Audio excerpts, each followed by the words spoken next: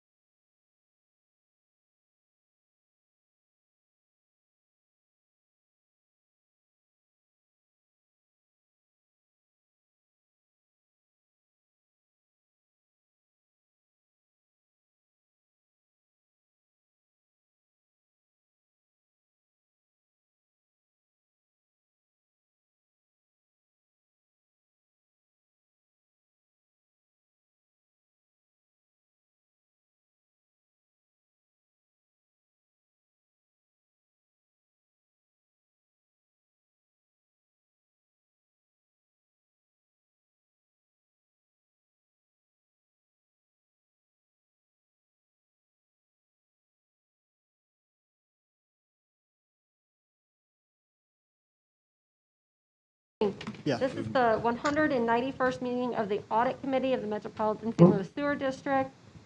Roll. Who's doing the, this me? Yeah, We will, we'll note who's present. yeah, we'll Okay. notice present. Can I have a motion for approval of the minutes of the 190th meeting? So moved. Second.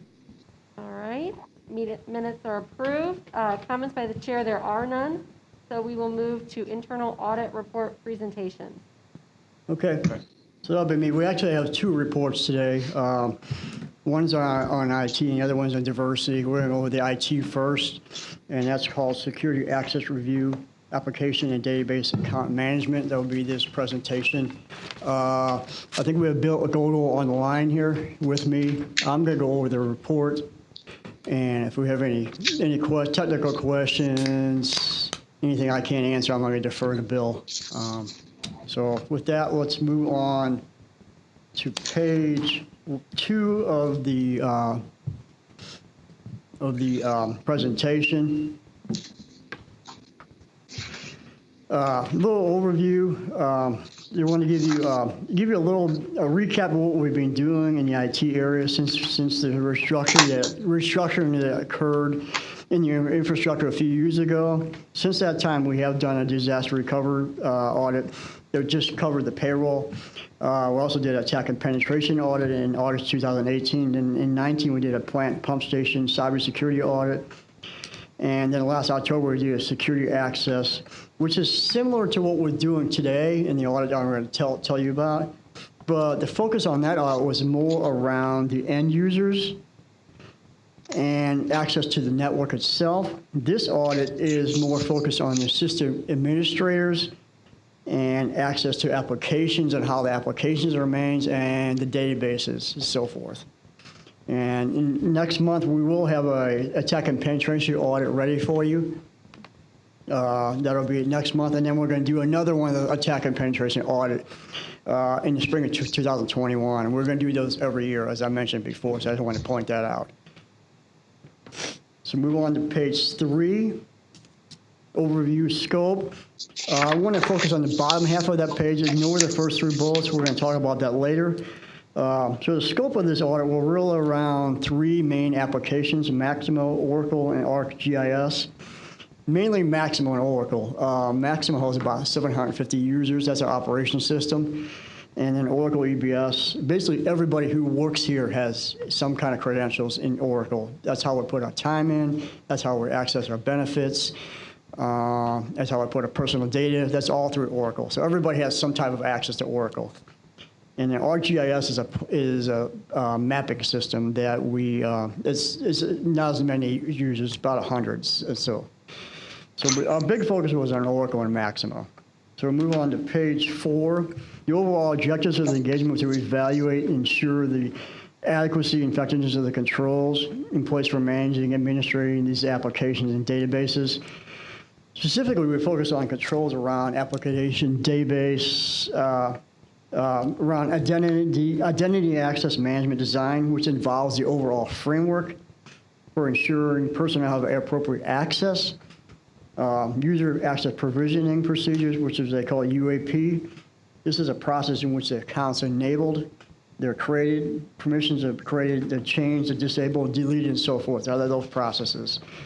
Move on to page 5. We also want to make sure the user authentication methods were adequate. That's how an application determines whether a user is a legitimate user or somebody trying to hack into the system. As far as Maximo and Oracle, it confirms how the users say who they are, basically. We also wanted to focus on user activity auditing and monitoring procedures. Those are procedures that we use to kind of monitor the system, looking for any suspicious activity. And a good example of that would be logging. It tracks user behavior, tracks events, tracks activity, transactions, so forth. And then the next item we wanted to focus on, make sure the management of administrative and privileged access was adequate. And those kind of accounts are accounts that have access above that, beyond what a normal user would have. They're elevated privileges, basically. We're talking about administrative accounts, super user accounts, service accounts, which are machine accounts. Now, this is a really important area. It's really important to keep control around these areas, around these types of accounts, because if someone does get into our system or somebody's trying to do something in our system, first place they're going to look to is to get access to one of these types of accounts, because then they can elevate their control and their privileges within the system. They're very powerful accounts, so it's important to have good controls around them. Page 6. Approach and methodology. We did leverage industry security standards, and we always do, especially the same ones, COBIT, NIST, and critical security controls. I have shown those to you before, so they're pretty standard. Any questions on that? Page 7, please. As far as our approach and methodology continue, we accomplished our objectives by, first of all, we did do some interviews with the IT personnel, mainly using Teams. We talked through user access provisioning, talked about the roles and groups and permissions within each application, looked at the policies. We did note an opportunity for improvement in the policy area, mainly around the documentation. We inspected security configurations, user access lists. We did note an opportunity for improvement in that area. It was mainly around password configurations. And then we validated support for user permissions, and we noted an opportunity for improvement in that area, and it had to do with credentials for terminated employees in the applications. And we'll talk about all this later. Page 8, we confirmed that the service accounts have a documented business justification. Now remember that the service accounts are those elevated user accounts. They have a lot more power. So the fewer of those accounts we have, the better. So we're going to make sure the ones we do have are serving a useful purpose. We also made sure the administrative accounts are separated from normal user accounts. In other words, an IT admin person might have their normal account, then they have an administrative account. We want to make sure that's a separate set of credentials for the administrative part of the process. We did review the logging configurations to ensure the adequacy of the logging. And we had an opportunity in that area. So with that, let's move on to page 9, results of overall assessment. We had a satisfactory clean opinion, so this went pretty well. We did identify 4 opportunities for improvement, but they're all moderate and kind of low-level items, but just some of these need to be tightened up. The 4 items are listed there. First one is around logging. The second 2 are around password settings and the active accounts for term employees, and the last one is around policies. Now, 2 and 3 are going to be solved by the same solution, and I'll talk about that in a second here. So, item 1, what we noticed in Oracle and Maximo, the district does not perform any what they call logging activities. And basically, logging is a mechanism to track and record activities within the system. And, it tracks behavior. It gives a history and a record of what's going on. So it enables us to see things and do analysis and identify any malicious activity. And I think what happened in the past, they had the logging enabled, but it was slowing down the system. So I think the key to this item is to find some balance and enable some logging to the point where it's not slowing down the system to a ridiculous slow amount. So I think the key, we're recommending that managers do some testing and find a balance and enable some logging so we do have some records so we can use to analyze the history. Any questions on that? So if we move on to page 12, now items 2 and 3, both items are going to be addressed by the same solution. IT is in the process of rolling out what they call single sign-on. And what that means is, before this audit started, we all had a sign-on for our network. You have a sign-on for Maximo. You have a sign-on for Oracle. What they're going to roll out is you're going to have one sign-on, basically. It's going to be controlled at one spot. And so what you do, you sign on your network. It'll be the same credentials over at Maximo, same credentials at Oracle, but it's going to enable them to manage it more effectively. They're going to increase the stringency of the password. They're going to make it more complicated. You're going to have to turn them over more quickly. The history will be more quick, and they will be able to manage it much more effectively. And that's going to solve these 2 problems. So the item 2 has to do with the Maximo Oracle password setup. They're not complex enough. They're not meeting the password requirements of our current policy. So when they initiate the single sign-on, that will take care of that. It will get the password requirements up to the level they need to be at. And the Maximo portion is already finished. They already did that. Oracle's in process. So we move on to the page 14. We had some active accounts for terminated employees. This was at the application level for Maximo and EBS. Again, this single sign-on is going to solve this problem because they did not have network access. So if single sign-on had been in place, when they took these users off the network, removed their network access, the Oracle and Maximo would have been removed right then. So that's one of the efficiencies and the advantage of using the single sign-on. So, any questions on that? So we move on. The very last item is at page 16, and these are around the policies. We reviewed the policies, and some of the written policies are the internet are at our intranet. They look like they haven't been updated since 2012. That's really not true. We talked to the personnel. They have been reviewed and updated and tweaked here and there, but none of that's being documented on the actual policy. So we're recommending you continue to review annually, but document that review and that update so everybody knows that it has been updated and reviewed. Any questions on that? Yeah, I've got an overall question. Can you hear me? Yes, sir. So did this audit look at limiting internal employee access to all of the MSD electronic records? I'll give you an example. So, you've got personal records that you wouldn't normally want everyone to have access to, take personnel files. Right. How do you, did you audit the systems are in place that would limit user access to those types of records?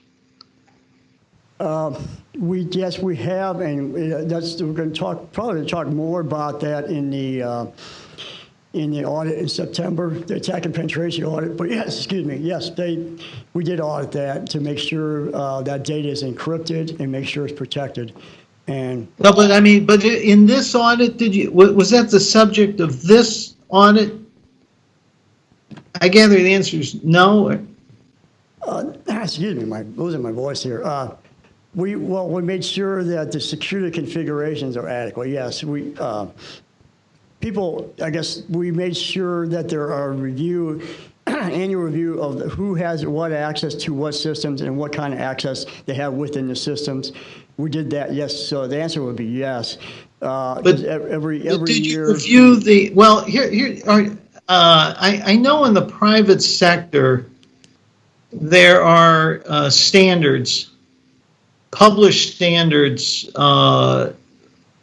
to maintain privacy of electronic records internally. I mean, I haven't seen that you referred to any standards. Are there standards that MSD is or should be following? Setting up. I'm sorry. Yeah, they follow the HIPAA standards. Bill, are you on the line? I think Bill's there. Yeah, I'm here. Can you hear me all right? Yeah, I can hear you. You said there's HIPAA standards, but HIPAA doesn't, to my knowledge, HIPAA, well, maybe it isn't just HIPAA, but. I can't hear. Well, so HIPAA would apply to private health information, would basically be group health plan information, which I don't even know if MSD has PHI since you have a group health plan administrator. But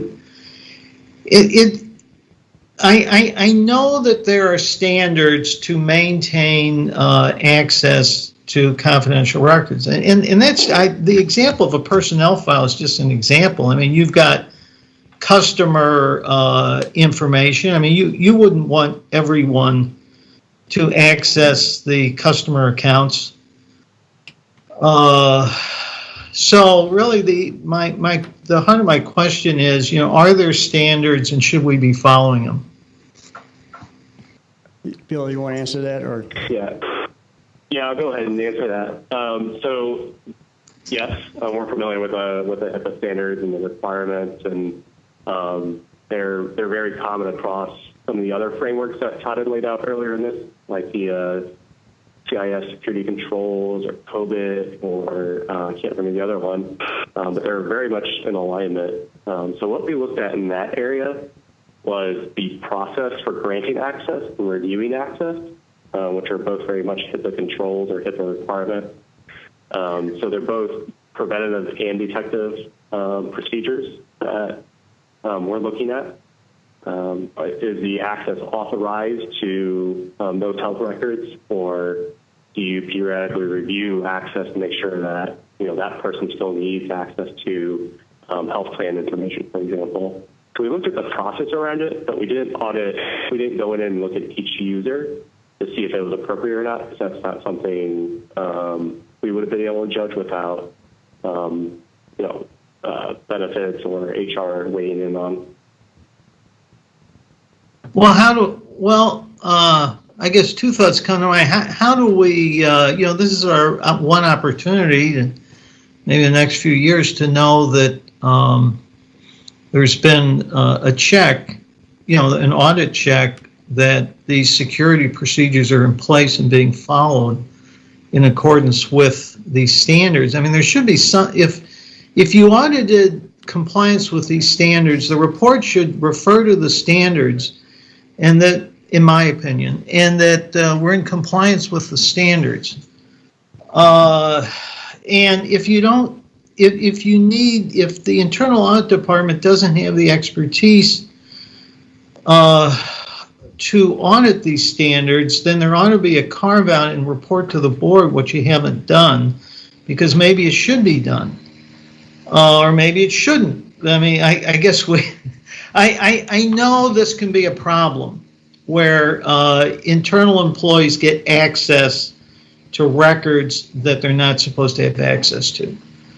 So maybe there's something we can talk about in another meeting or you can look into, but, that's really the question that I would like resolved is, are there standards? It sounds like there are standards. Is any, can we get some type of determination in writing to in the form of a report to the board, what the standards are and that we're in compliance with them? Okay. Mr. Singer, if you wouldn't mind, this is John Sprague. If Tamara could go back to slide 6, can you see the presentation?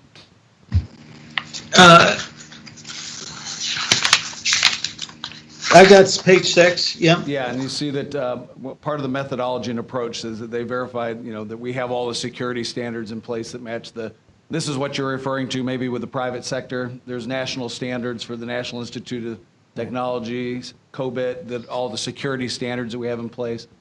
And so, as part of this audit, they do review all these security standards that are in place, and that's what we conform with as the part of the district.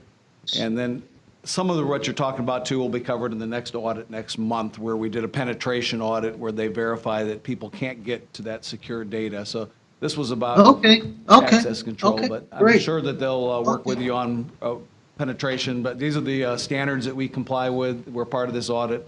And then next month's audit, I think, will cover, in addition, that ability to try and penetrate the system and get to information they shouldn't. Okay, thank you, John. Thank you, John. Thank you. Okay. Any additional questions on that, on this topic? Okay. Moving on. Yeah, so with that, I'm going to move on to the next audit. So would be diversity. That would be the diversity presentation. They both look alike. So, and we do have Brett Simmons on the phone and Megan Cable. They helped work on this audit. And if there's any clarification that we need to get from them, they'll be able to fill in some blanks. Well, I'm going to give you the basic part of this. So anyway, so if you go open up to page 1, again, this was a review of the diversity area, diversity function department. So you want to get a little overview how we got to where we're at. If you look at the timeline at the top of page 1, initially we had a disparity study done back in February 2012. That was when it was commissioned. That's actually back when the manager, Shauna, was hired. We really didn't have a full-fledged department at that time. That's when things really got kicked off, so to speak. April 2012, the consent decree was finalized, and at that point we really had a really good idea how much construction we were going to have over the next 30 years. February 2013, disparity studies were published. And then the board adopted those, and eventually the policies were updated to reflect the results of that disparity study, which is what we've been working with the past 5, 6, 7, 8 years. And in October 2013, the board authorized the district to enter a community benefits agreement to CBA. That was executed in December 2013. At that time, there were actually 8 signatories. And that's really a cooperative agreement between us and several organizations, now being 12 organizations, I believe, to address, workforce training issues and addressing diversity in the workforce, diversity in the contractor community, and so forth. So a lot of good things have come out of that. The BUD program, or and you had a First Source program. You've got the Contractor Loan Fund. You've got some scholarships and internships, all related to the CBA. Actually, the BUD program is now called the Workforce Development Job Training Program, but it's basically the same program, just a different name. So currently, the district is in the process of performing another disparity study. Because of COVID-19, it has been delayed, like everything else, pretty much. If it wasn't for that, you'd probably be talking about it right now. As best we can tell, it would probably be finished somewhere around the end of the calendar year. So once that study is completed, and the board reviews it and management reviews it, the policies and framework will be adjusted based on those results of that study. So we'll adjust our policies at that point. To move to page 2, a little more review. The last time we looked at this area was back to 2015-16. The region has continued to expand since that time. They've moved from 8 employees to up to 13 employees, excluding the executive director. Division did move over from HR over to the executive department, so Brian is now over that. They did implement a brand new system, which is a vast improvement over what they had there before. It's much easier for staff to use, and more importantly, it's easier for the contractors to use because they have to report into it. And they don't like the reporting in the system as it is, but if you're going to make it hard for them, it's going to be that much harder for us. So this new system is working a lot better than the old system. So that was really good to see. They also revised and added a couple of new policies, and then they also developed some procedural documents. It was really helpful. I thought that was really good, and it helped us a lot, and I think it helps our staff. Especially when you bring somebody on, it's basically it goes in out. It's in how to, works your way through the system and the process. They're really good documents, so we like that. Go on to page 3, org chart. Again, as I mentioned, there are 13 members in this department now under the executive director, and you got right under that's manager diversity, which is Shauna. You move to the right, you have an office associate and who does a lot. She's very involved in a lot of things. And then you have 3 compliance specialists. Now, we did the audit last time, we only wanted 1 of those. You move to the left, you have the compliance inspector subdivision, I would call it. There were 8 individuals in that area. We did the audit last time, there were only 4 individuals. But this program has continued to expand. Construction's continuing to expand. I looked yesterday in the system. We actually have 401 active contracts running right now. So you can kind of do the math in your head. And there's 133 primes with contracts right now. So there's a lot of work to go around. So the inspectors are the personnel that are physically out at the site. They're monitoring the workforce, making sure who's supposed to be working, who really is working, matching up with the reports and physically verifying what's going on. They verify vendor participation, performance, making sure they're doing a useful function. They're involved in payment verifications. They also do investigations, those types of things. Now the compliance specialists, they're involved in a lot of the processing. They're involved in the pre-award, the initial evaluation, the good faith efforts, verifying that the certification for the MWE they verify those certifications. They're involved in post-award compliance and monitoring during the process and in the final evaluation. So they have a lot on their plate as well. Any questions on that? Hopefully that gives you a basic idea of what everybody does. Page 4. These are all the policies that are in place right now. Again, as I mentioned, we have 2 new ones. The ones in yellow are the ones that we did not have when we did the last audit. There's a construction state funding policy. And then the bottom, we have the design build. We broke that into 2 parts, the construction and design half. Any questions there? A few key numbers at page 5. I don't want to spend too much time on numbers. I know Shauna gives you reports twice a year. This is around the construction area. You can look at the middle there, 2018. You can see MBE actual percentage was 21%. WBE was 3.4%. I think we struggled a little bit in the women's area. It was historically, but I think it's improving. Look at the MBE workforce hours. We're actually 15% over the goal. WBE was a little under, about 13. But if you look at 2019, the MBE is at 21%. Again, at 36 million. Both years were about 36 million for the MBE. And the workforce hours were right on target. And the WBE improved. That's up to 8.2%. And the workforce was actually over the goal. So that was a good improvement there. So the program's been pretty successful. Page 6. So our focus as far as scope, we were really focused on the processes around how to manage this.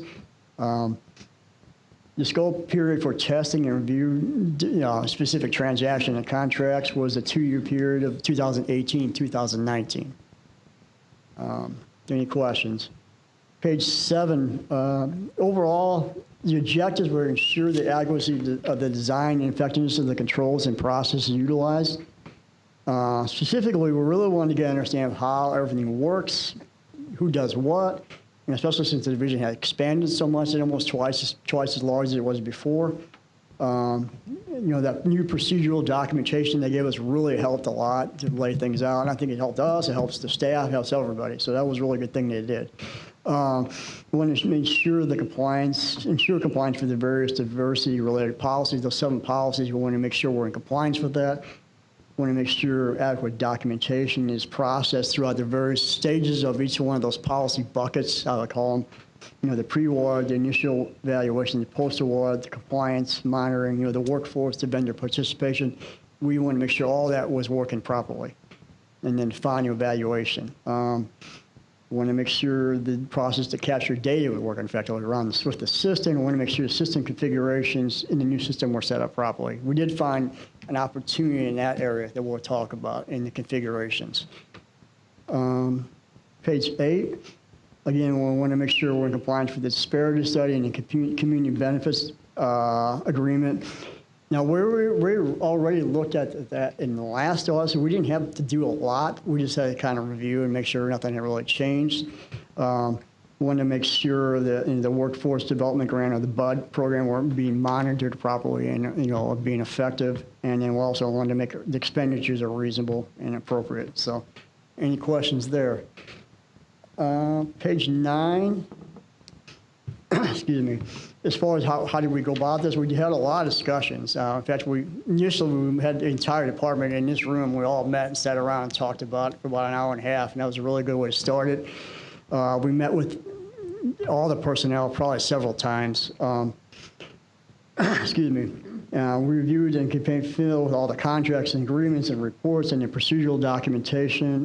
Did a good disparity study, looked at the CBA again, and got copies. Obviously we had the 7 policies in front of us, had all that documentation in front of us when we were doing this audit. Page 10, we did physically go out to the sites. We spent about 2 days with the inspectors to really see how all this works as far as how they monitor the work and work with the contractors. We also saw an interaction with the construction inspectors for engineering. So the inspectors from our other groups, they work together and help each other out through this process. So that was good to see. We did obtain access to the system, the new system. We reviewed the capabilities and looked at the configuration. As I mentioned, we did have some opportunities for improvement in that area. We actually used the system in our testing, so we actually used it. So we were actually, getting a good feel just from our own use to do our testing. So we tested, excuse me, the supporting documentation for the 7 different buckets and the different phases of those buckets. So again, as I mentioned, we did test the compliance with the disparity study and CBA, but that didn't take very long because we had already tested it once. We're just kind of verifying what we already knew. And then we did review the monitoring and performance of the BUD program or the Workforce Development Grant Program. And then we did test disbursements. I pulled a population right out of the system directly, and we tested those as well. Any questions on that? Results on page 11. So this went really well. Satisfactory opinion. We did identify just one opportunity for improvement, and that was around the system. As I mentioned, there was just some configuration issues and security and separation of duties within that system. It kind of ties to what we just talked about in the other audit. If you go to page 12, the one item, again, I said it's around the MDR system. Now, the first 2 items really go together. What we noted that there's no real access review is going on. I was mentioning that a little bit about the last audit. All our systems have an access review where the manager reviews the access for the individual in that system, make sure their access matches up with their job duties. That was not happening with this particular system. And we also know there's the super admin system role, which is an elevated role. In other words, they have elevated privileges in using that login credentials. We had 7 end users within the system that have those credentials, which is too many. So once they start doing their access reviews, they're going to realize we need to reduce the number of super admin users to the appropriate amount. So it'll all take care of itself in one solution. The third item around passwords. the password configurations are not secure enough. Need to strengthen them. As you can see, the password length is 8 characters, but the expiration history lock are not enabled. So that's a pretty simple fix. They just need to strengthen those configurations around that. And the last item is just a efficiency thing we're going to suggest, but it's really not going to work out because it doesn't make sense from a time and money standpoint. So I'm not going to discuss that item. So any questions there? That's all we have.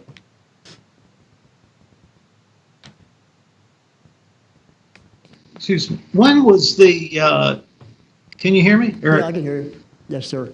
When was the original due date of the updated disparity study? The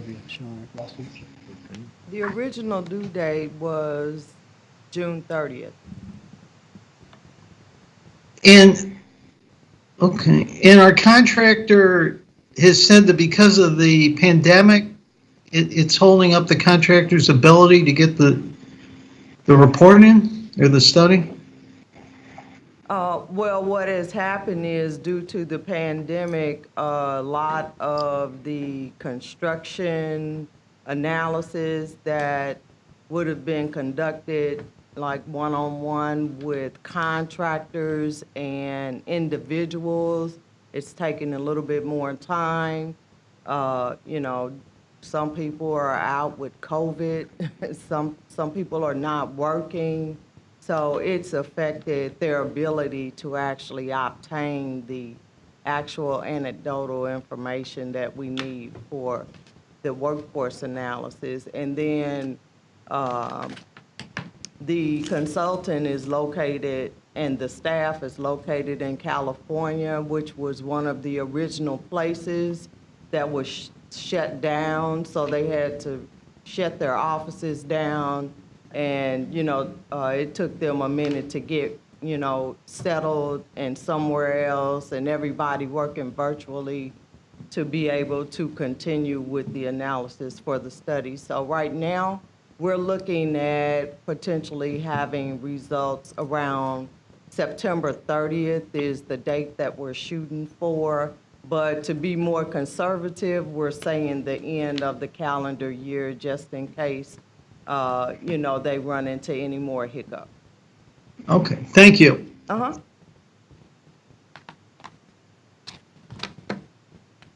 Any other questions?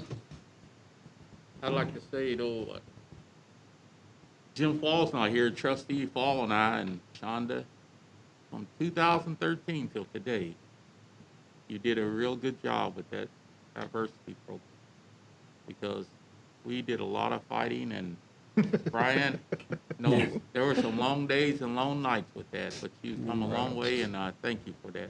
Thank you very much. That program has really, and everybody's talking about it. The program and Bud and all that, everybody's talking about it. It's really been well known. I want to thank you for that. I appreciate that. Thank you. You Okay. had some sleepless nights. She got it. All right. You're correct. The next meeting of the Audit Committee is tentatively scheduled for Tuesday, September 1st, 2020. And we have a motion to adjourn. So moved. Second. Okay, thank you, everybody. Adjourned. You move your documents up, we'll get you the new ones. As I understand, the Chairman Yates is going to fill in for Jim Fall for the Program Management Committee. So we'll get the new documents out right away.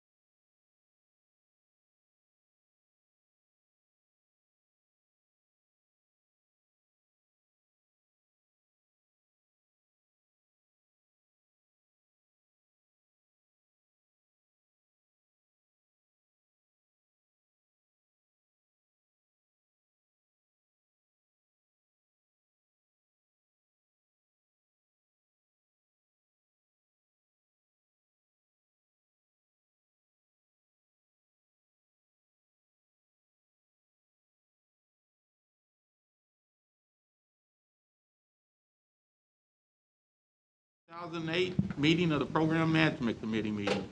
So we'll get a roll call to know who's here, what trustees are here. We will note who's present. Thank you. Approval of the minutes from the June 30th meeting. So moved. Second. Properly moved and second. All right, we're down to the Engineering Department agenda items. Rich? All right, good morning. Morning. Long agenda here this morning. I'll go through it. Mr. Singer, if we should go right through the packet that we sent you. If you have a question, make sure and stop me. Or if anybody has a question, please stop me and I'll answer it for you and clarify. So we'll be going through the list. The first item on the agenda, the Olive Washington Grand Devanaventer Combined Sewer Relief Project. What we're requesting here is to appropriate additional funds for an ongoing construction project with understall contracting. The work being done consists of construction of approximately 2,400 feet of 8 to 36-inch sewers. The purpose of the project is to reduce basement backups and alleviate wet weather surcharging of our combined sewer system. The reason for this request for additional supplemental appropriation is due to some unforeseen utility conflicts encountered in the alley between Washington Boulevard and Olive Street. This project's located up just behind the Fox Theater on Grand. The utilities encounters have obstructed access to roof drains, cleanouts, and lateral connections. We have multiple utilities, including fiber optics, that were marked and found the locations where they were supposed to be once we started the job. There's varying elevations of the utilities that have been in direct conflict, so we've had a lot of issues with the project. So we're requesting introduction and adoption of this ordinance because we kind of have the alley opened up right now, and that's access to a lot of businesses in the area. So we want to get the work done and move on and restore and get out of there. The supplemental request is for $200,000, which will bring the total appropriation for the project to just over $2 million. I did include, there is a sheet in your packet that kind of shows where the project is. Obviously, you've all been in a city alley. These are pretty confined. The black line on the thing is the MSD sewer that we're replacing. It's a 24-inch sewer. And so we've noted the red lines. This is one disadvantage of being the deepest utility is that if you have to get to your sewer, everybody else is on top of you. So in fact, there's a large, right in the middle there's a vault that was built that we're having to kind of stank underneath of it to do our work. So we're getting the work done, but we've had some additional costs. Mostly it'll be in the restoration area where we've had to tear up more pavement than we originally anticipated. Any questions? All right, the next item is also a supplemental appropriation request. It's for the 82nd Street and I-170 sanitary relief. It appropriates funds for an ongoing construction project with J.H. Barrett and Construction. The work to be done under this contract consists of construction of approximately 6,000 feet of sanitary sewers 15 to 30 inches in diameter. The purpose of the project could reduce building backups and relieve overcharged sanitary sewers. This project will also provide for elimination of one constructed SSO during construction, but more importantly, this will facilitate the future removal of 4 constructed overflows for projects upstream, which I'll discuss a little bit as part of the supplemental appropriation, and also remove a wet weather pumping station. So this job is critical to at least 2 upstream projects. The supplemental appropriation is necessary due to the additional work that we've added to the construction of this project. We added a portion of an upstream project. If you recall, this is I'm going to go back a little bit. This is located at the I-170 Interbelt in Olive. There's a new development going on. The district had a project planned through the new development, And so in cooperation with the development, we reached an agreement whereby he was going to actually construct the sewers.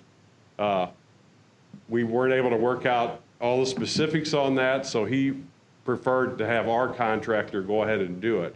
So what we've done is we're accommodating him. Our contractor is actually building that work. But then to the south, there was another sewer system that we needed to replace. So we've added that to this project. Additionally, we had another project to the north, which required the system through here to go in a bit deeper than the original plan for it. So we're also deepening the sewers, and that's really the reason, the main additional cost to the Barra project. So when we approved the agreement with the developer back in, I think it was March of this year, we told you, well, there'll be another supplemental appropriation. Well, rather than the supplemental appropriation to reimburse the developer, we're going to build the sewers ourselves, so we're going to supplement the contract that we have going. So in total, the supplemental request is for $1.3 million, which will make the total appropriation on this job of $10.4 million. I didn't know they were building a new hotel on that area too. That's part of the issue we had working out agreement. The plans for that development have changed multiple times. So in an effort, he said, why don't you build your sewer? And we were able to put it in a location that won't impact the development. So I drive by that area all the time, and it's been cleared. So we're going to put in the sewer, the new sewers before they start building. Is that the idea? That is correct. We're out there. From my understanding, we're out there building those sewers right now, and then they'll come in with their develop. I think there is maybe even a couple hotels there.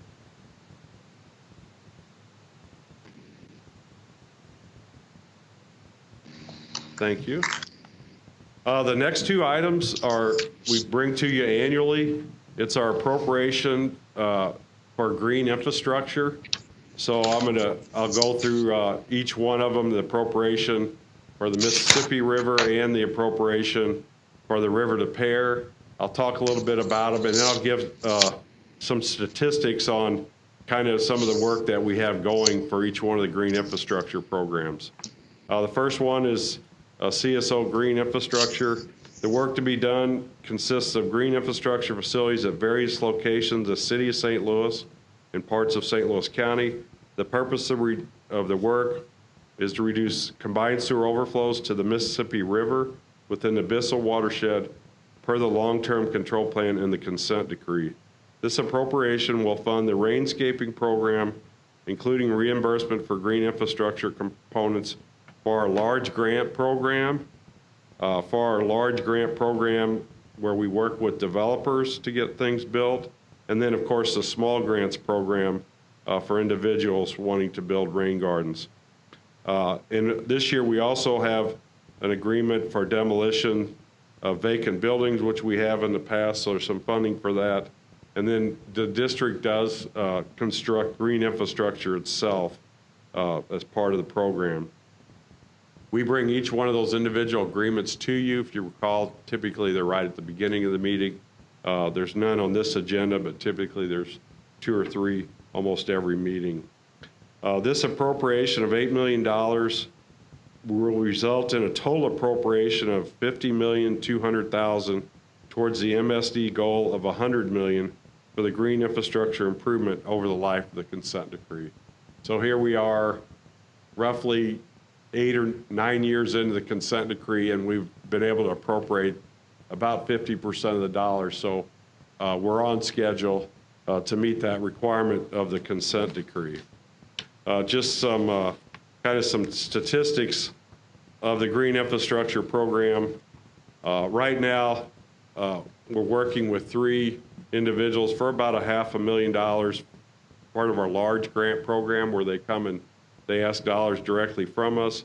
And then we have another 26 projects totaling about $3.8 million where the developer is redeveloping, and it gives us an opportunity for him to put in either rain gardens or pervious pavement those are the ones that I bring to you. So, and then on the small grants, we appropriate about $400,000 annually for the small grants program. It's administered through Missouri Botanical Garden. We bring that particular agreement to you on an annual basis to keep them working for us. That's been a very successful program. I don't have the specifics on how many small grants we issued. I will provide that to you later. Right now, with all that work going, our appropriation for this month this fiscal year of $8 million, should get us through the year. But again, it's a lot of benefit to the Mississippi River, and also the green infrastructure not only deals with reduction in combined sewer overflows, it helps a lot with the localized flooding that you see around, particularly in North City of St. Louis, that's tributary. Are there any questions? All right. The next is for the CSO volume reduction green infrastructure for our river to Pear watershed. If you recall, the district, we had a modification in our consent decree just a few years ago, and the district committed, because we delayed some work in the river to Pear watershed, to do green infrastructure in the river to Pear watershed with a commitment of about $20 million. This is the second year that we're appropriating for that money. Again, the appropriation is for rainscaping, including reimbursement, very similar to the programs that we discussed earlier with regard to actual direct grants, grants through development review, and then we also have a small grants program within the river to Pear watershed as well. Our appropriation for this watershed initially was $5 million. We're adding another $3 million. The word's still getting out, so it's not quite, and there's not quite as much area to redevelop in those areas. It's a little more congested. So, but the projects continue to come in that area. Again, we have about 4.5 million, 12 different projects coming in that we're working with development or directly for direct grants. And then we have the small grants, about 200,000. Looking at, I probably do owe you, I think, maybe some kind of statistics on the small grants program because it's been very successful. Maybe I'll provide that later when the agenda is not so long. Are there any questions? All right, the next item is the easement acquisition for wastewater projects.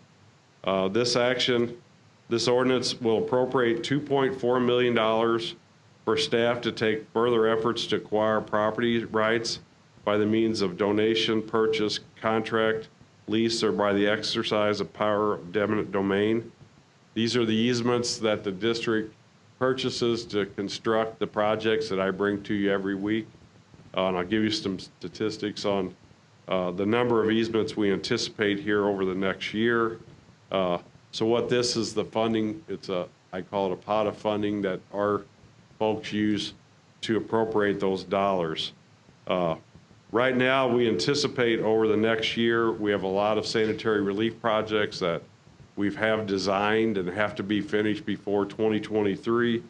We'll be acquiring close to 288 easements just over the next fiscal year on active jobs.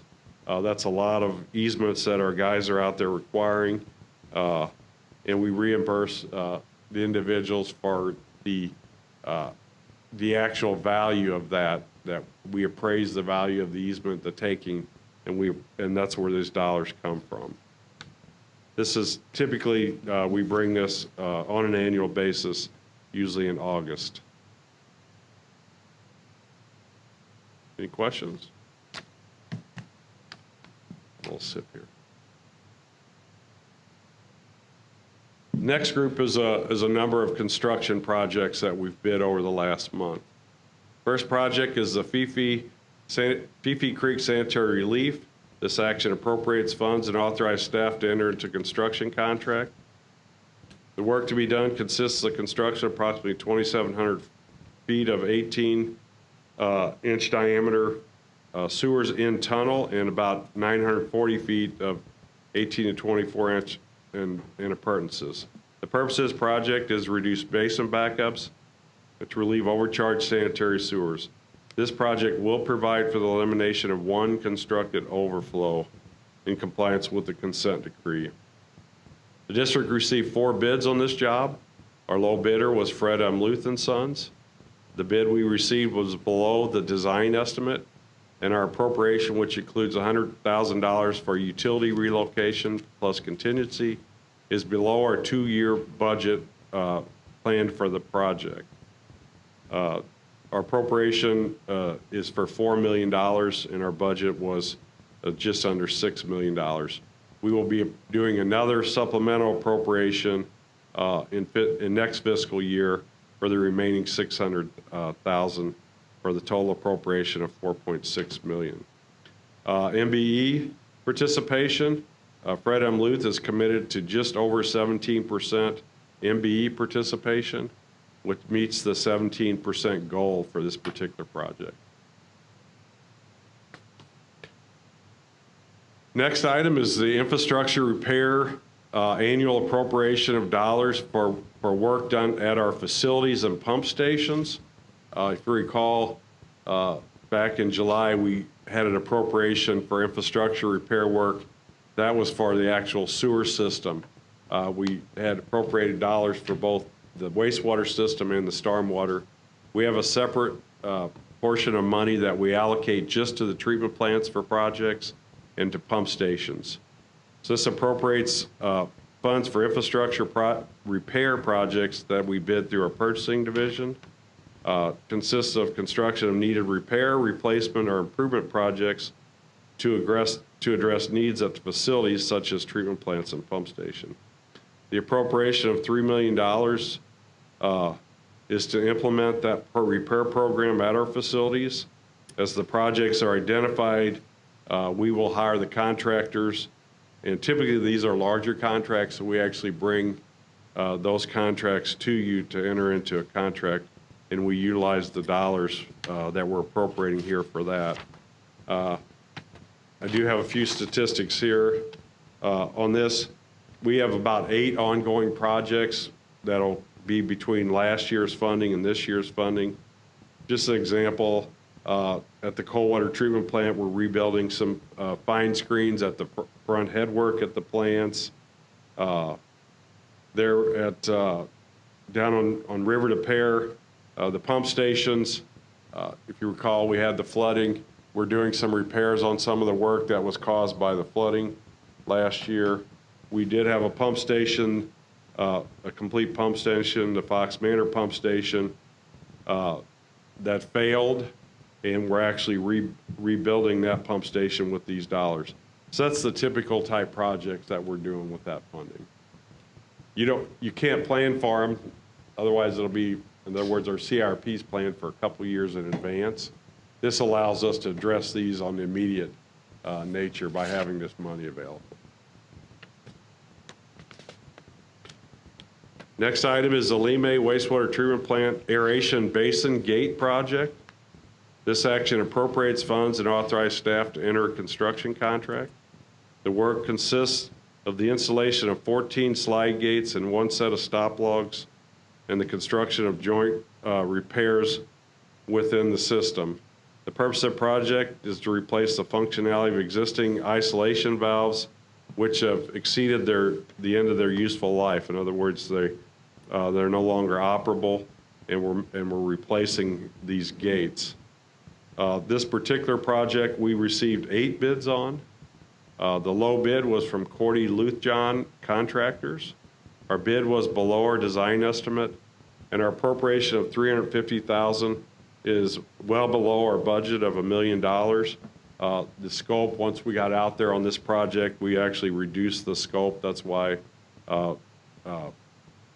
we didn't get as far towards the budget on the project. So that's one of the reasons. The other thing you'll see is on this particular project, we did not require an MBE participation.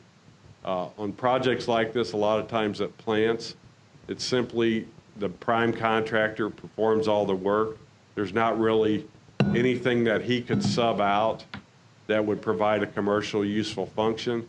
So if we see a project like that, before we put it out to bid and then have issues with meeting MBE or good faith effort, we'll sit down with Shauna and her staff and discuss with them whether or not it should have MBE waived. And in this particular project, we made that decision to do that just because of the type of work. So there will not be any participation on this particular project. All right, the next item is White Birch Pump Station Elimination. This work consists of construction of approximately 2,700 lineal feet of sanitary sewers, 18 inches in diameter, and the purpose of the project is to eliminate existing pumping station. We have pumping stations out there that have reached the end of their useful life. Due to development, rather than rebuild that pump station, we look for opportunities to eliminate. That eliminates all future O&M on that station, and then it allows us to serve the area by gravity, which is much more beneficial. The district received 5 bids on the project. The low bid was from Understall Contracting. The bid was below our design estimate, and our appropriation of $675,000 is below the project plan budget on the project. Understall is committed to just over 17% MBE participation, African American, which meets the goal for the project. Next construction project is the University City I&I Reduction East. This action appropriates funds and authorizes the staff to enter into construction contract. The work to be done consists of construction of approximately 1,000 feet of storm sewers, 8 to 36 inch in diameter, and the removal of inflow from 3 private properties. The construction is the second phase of a multi-phase improvement project. The purpose of this project is to reduce I&I in the University City watershed, reduce building backups, and relieve overcharged sewers. The district received 5 bids on this project. The low bid was from Fred M. Luth & Son. Our bid was below our design estimate, and our appropriation of $670,000, which includes contingency and $45,000 for utility relocation, is below our budget amount. This is a project, you'll see the discrepancy between our appropriation and the budget. We actually reduced the scope on this and took out a portion of storm sewers on the project that did not need to be constructed. Fred M. Luth is committed to just over 17% MBE participation, which meets the 17% goal. The next item is the Gleason Storm Sewer. Appropriates funds, authorized staff to enter a construction contract. The work to be done consists of the construction of approximately 288 feet of storm sewers, 6 to 18 inches in diameter. The purpose of the project is to alleviate rear yard flooding on Gleason Drive and Caress Drive, and specifically flooding at 656 Gleason in the city of Bellefontaine neighbors. The district received 7 bids for this project. The low bid was from Gailey Grading. Our bid was below the design estimate, and our appropriation of $105,000, which includes contingency and utility relocations, is just above our planned budget of $95,000. Gailey Grading is committed to almost 21% MBE participation on the project, which exceeds our 17% goal on the project. The next item is the Rich, hey, Rich. Yep. Rich, can I go back and ask a question? Mm-hmm. I'm thinking about these projects in University City on Olive Street Road. It's my overall understanding that because of the development, that it would put additional demands on the sewer system, and so there's these negotiations with the developer to pay a portion of those costs. So obviously in any real estate development, there's a lot of ups and downs. I don't know what's going on with that Costco thing, or the one immediately west of 170. But so how does that work now that, I mean, these projects are off again, on again, MSD doesn't know, is this land going to get developed? What is going to be the demands on the system? How do you go ahead and just build the sewer updates? Well, Jim, during the design, we're aware of what's going on when we size the sewer. This particular sewer that runs up through there, the one I discussed earlier, is an area that we were already, the system was lacked capacity. So in other words, the district already had planned to upgrade that sewer system through the area. Now we do take a redevelopment into consideration. In the Costco area, basically you're taking residential areas and reducing and changing it over to a large box retail, which in reality actually probably would reduce the flow. Now it does impact the stormwater, but we take that into consideration when we review the development. But on the sanitary side, we do take that into consideration. We look at what's there currently and what the municipality has planned for some of these areas.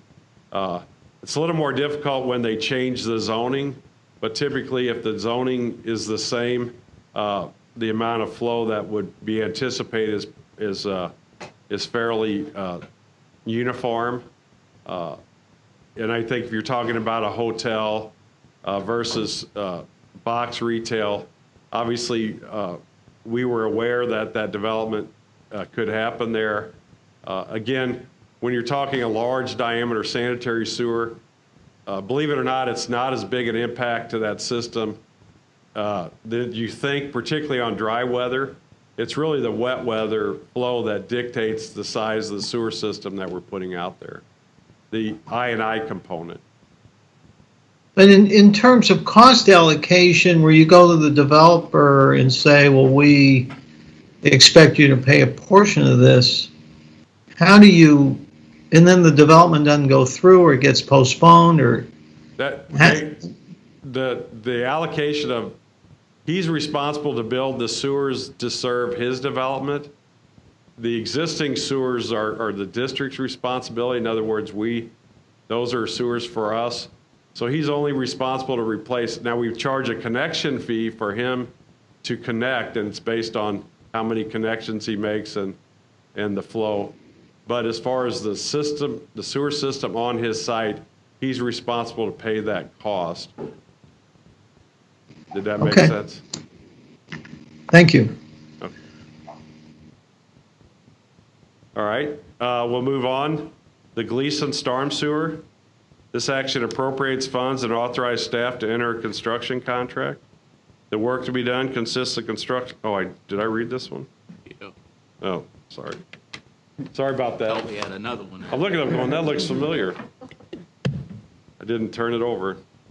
And then I started on this one. The Reynosa Melita Stream Bank Stabilization appropriates funds and authorizes staff to enter a construction contract. The work consists of the construction of approximately 710 feet of natural channel stabilization and 92 feet of sanitary sewer and 36 feet of storm sewers, 12 to 48 inch. The purpose of the project is to alleviate erosion threatening structures between Reynosa and Melita Drive in unincorporated South St. Louis County. The district received 6 bids for this project. Our low bid was from DJM Ecological Services. The bid was below our design estimate. Our appropriation of $900,000, which includes contingency, and $70,000 for utility relocation, is below the planned budget. DJM is committed to approximately 17.4% MBE African American participation, which meets the goal for the project. The next item is the Cherry Tree Lane Storm Improvement Project. It appropriates funds and authorizes staff to enter into a construction contract.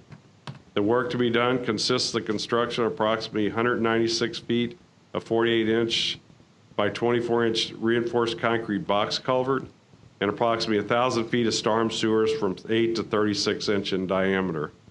The purpose of the project is to improve an inadequate storm sewer system that had failed in the 700 block of Cherry Tree Lane in the city of Olivet. The number of bidders we received on this was 5 bids. The low bid was from Kelp Contracting. The bid was below our designer's estimate, and our appropriation of $60,000, which includes utility relocation and contingencies, was below our budget for the project. Kelp Contracting is promised just under 21% Mbe participation on the project, which again exceeds our 17% goal, Mbe goal for the project. All right. The next 2 projects are both the request by staff to allow to proceed for further condemnation on 2 sanitary relief projects. As you know, these sanitary relief projects are critical to the district meeting the requirements of the consent decree and the removal of overflows. So if we get to a certain point on a project and unable to acquire certain easements, then we'll come ask your permission to proceed to condemnation. Not always because we think we're going to go to condemnation, but in most cases to keep the project moving along in case we don't get behind schedule. So the first one is Langrois Sanitary Relief. It authorized staff to proceed for further condemnation efforts, including the filing of all necessary court pleadings and documents, and for the acquisition of permanent easements and temporary construction easements on 3 parcels of ground in the cities of Delwood and Ferguson. The easements are needed to construct a project which consists of approximately 1,500 feet of 8 to 15-inch diameter sanitary sewers, and the purpose of the project is to alleviate wet weather backups and does provide for the elimination of 1 constructed overflow required by the consent decree. If you go through the packet, there's a drawing that provided in your packet that shows the 3 parcels of ground that were unable to acquire. Basically, overall, the project required 10 easements, so we've gotten 7 of the projects. We've been unable to negotiate with 3 of the property owners. One of those is a residential property. If you look at the drawing, that's parcel 1. As you can see, we're quite close to that property. The big issue here is that the person that owns the property is actually sick and unable to grant the easement at this time. So the family, we're working with the family. They're looking to acquire some power of attorney to help us get that easement. The 2 properties to the right, right now the negotiations continue, but as you see on parcel 7, we're taking a few parking spots for a temporary period of time. And so we're working with it's actually a leased building, so we're working with the leasee and the owner to provide either some additional parking somewhere else or compensation for that. And then the one to the right, as you can see, we're cutting across the corner of that property. Should be minimal impact. We actually pretty confident we'll actually get all 3 of these easements, but in order to keep the project moving forward, we're proceeding to condemnation. Are there any questions on that particular one?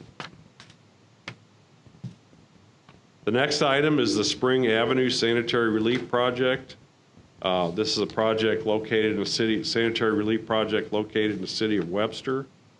This ordinance authorized staff to proceed with further condemnation efforts, again for permanent easements and temporary construction easements in the city of Webster.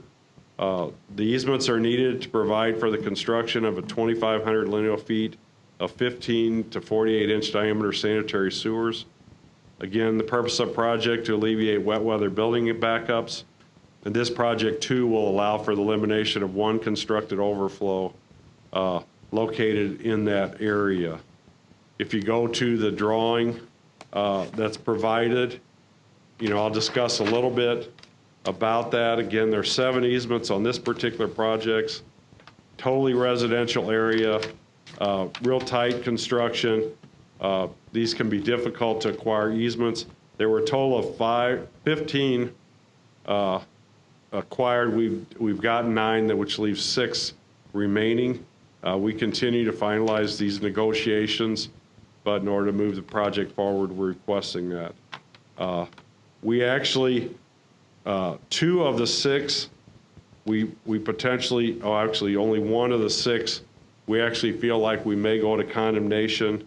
We're already working with the homeowner's attorney.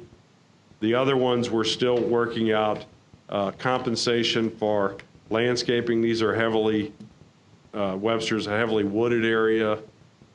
You have to work with people on tree removal, things like that. We're going through driveways, things like that. But like I said, only 1 of these do we really anticipate going forward. In fact, one of the parcels, we were just going over a portion of the property, and we're actually just going to move it off that. So we're already down to 5 right now. So They love their trees there. they do. Are there any questions? Thank you. The next group of items actually are supplemental appropriations and renewal of contracts for work that is done to support the district's engineering department. So basically, we'll be appropriating funds and asking to amend the contract with various consultants and vendors that do the work for us. So I'll run through these. The first one is a critical infrastructure assessment and asset investigation. This appropriates funds and authorized staff to enter amendment with Trek Design Group. The purpose of the project is provide district staff with detailed information regarding sewer systems by performing services such as project inspection, reconnaissance, field investigations of the sewer systems and structures, inspection, prioritization, and various other activities. These services will form the basis for the district-led preventative maintenance and rehabilitation activities. These investigations all provide assistance for operations department in their sewer cleaning and manhole inspection investigation. These crew out where we have, in some areas where manholes have been paved over, these crews go out and actually identify where the sewers are at. That way our crews aren't out there searching, so we don't have a 4-man crew. These crews will go out ahead of that, and we'll get those manholes raised to allow for the cleaning activity, so it's very critical. In addition, they provide field inspections and CCT review and map updates for the engineering department to keep our mapping systems. This contract is for $1.7 million, and it's a renewable for 1 additional year. So it had an initial contract with 2 additional years. I had staff put together just a few things that they've done. They've done some preliminary smoke testing investigation for 6 of our sanitary relief projects. They're actually doing, they have 2 ongoing. One of them is actually on the Glen Echo Country Club. We've got some manholes that are overflowing in that area. We're trying to determine where the stormwater is coming from. They will, the field reconnaissance I talked about to help, they've looked at almost 365,000 feet of sewers to try to verify that everything there and help fix our maps in those areas. And then one of the things they also do on an annual basis, the district currently has 77 overflow sites. They monitor those for us. We have equipment that sits at those overflows, monitors when they go off, how much goes off, and they maintain those for us. Including what they've done is they put in some higher strength auxiliary batteries that last longer, and then also, and some of those have installed cameras so we can actually see what's going on at those locations during a large rain event. So it's very helpful to both operations and engineering, the value of the dollar for this particular contract. All right. Again, the next one is for flow metering and monitoring. This appropriates additional funds and authorize staff to amend the contract with ADS Environmental. The purpose of this contract is to provide district staff with information regarding separate, combined, and storm sewer systems during dry and wet weather conditions at approximately 300 locations for a duration of 3 to 12 months for our flow metering systems. This data is a tool that's used to meet our consent decree, refine our hydraulic models, determine whether our projects, our I&I projects are successful, and support our future I&I investigations. This contract amendment for $2.5 million will bring the total maximum contract to $12,500,000. This is the fourth and final renewal for ADS Environmental. So between now and next year, we'll put together a new set of specifications and rebid this work. As far as MBE participation on this particular project, and I apologize, I missed that on the Trek project. They had a commitment of just above 21%. They're actually going to utilize 18.75 in this fiscal year, which puts them at 19.52% MBE participation, which just is slightly under their goal. But there are currently no goals for professional services that we're meeting. So this is a project that, you know, there's limited amount of work that can be done by the subs. Any questions? The next item is the General Service Agreement for Facility and Sewer Design, Contract A. This appropriates additional funds and authorized staff to enter Amendment Number 2 with HDR for the design of various projects in the capital improvement program and the operation budget. This project consists of the design of a small combined storm sewer and primarily treatment plant projects as needed throughout the district in support of ongoing internal efforts. This contract amendment is for a total of $550,000. Projects will be issued by letter agreement for the individual projects. This is a 2-year renewal. This is the second renewal of this contract with HDR. We'll have a total appropriation of $1.1 million. Again, these services will go back out onto the street next year. The type of projects we utilize this consultant for, remember earlier I had the pot of money for repair works at the individual treatment plants. A lot of those designs require expertise in electrical, mechanical. My internal staff doesn't have that, a lot of that expertise. So we utilize this contractor, this consultant, to help out with that. They have those types of services. So when we put this out, those are the types of services, mechanical, electrical, type plant work that for that expertise. So I just thought I'd mention that. The next item is the Harlem Baden Relief Improvement Design Contract A. This appropriates additional funds and authorizes the staff to amend a design contract with CDG to provide design services for projects in the Harlem Baden Relief System design. That consists of the design and preparation of construction documents for sewer separation, sewer construction, sewer rehabilitation in the Harlem Baden watershed. Again, the purpose of this project is to alleviate surface flooding and wet weather building backups. The particular design for this fiscal year, it's a multi-year design efforts. There are 3 projects that we have identified that this consultant will design for us in the Harlem Baden area.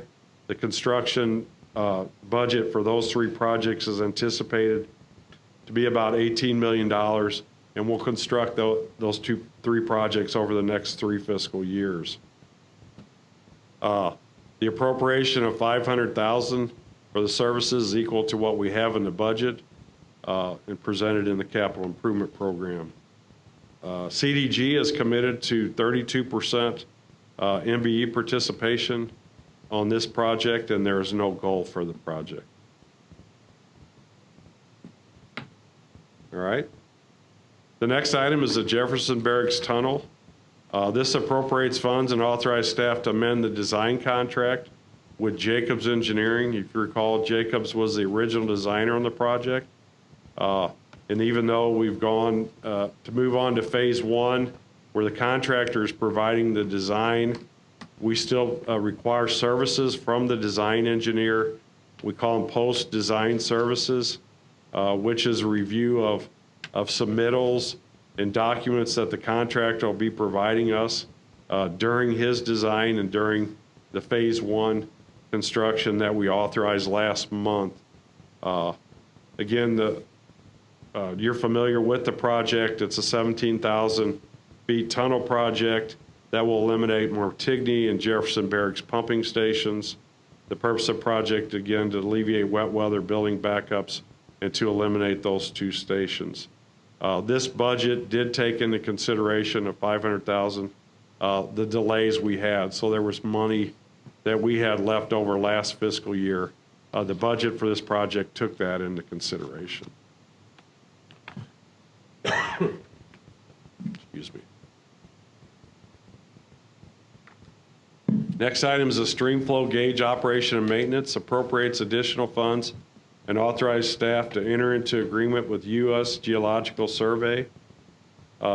Is to continue to collect stream gauging information in 25 watersheds for fiscal year 2021.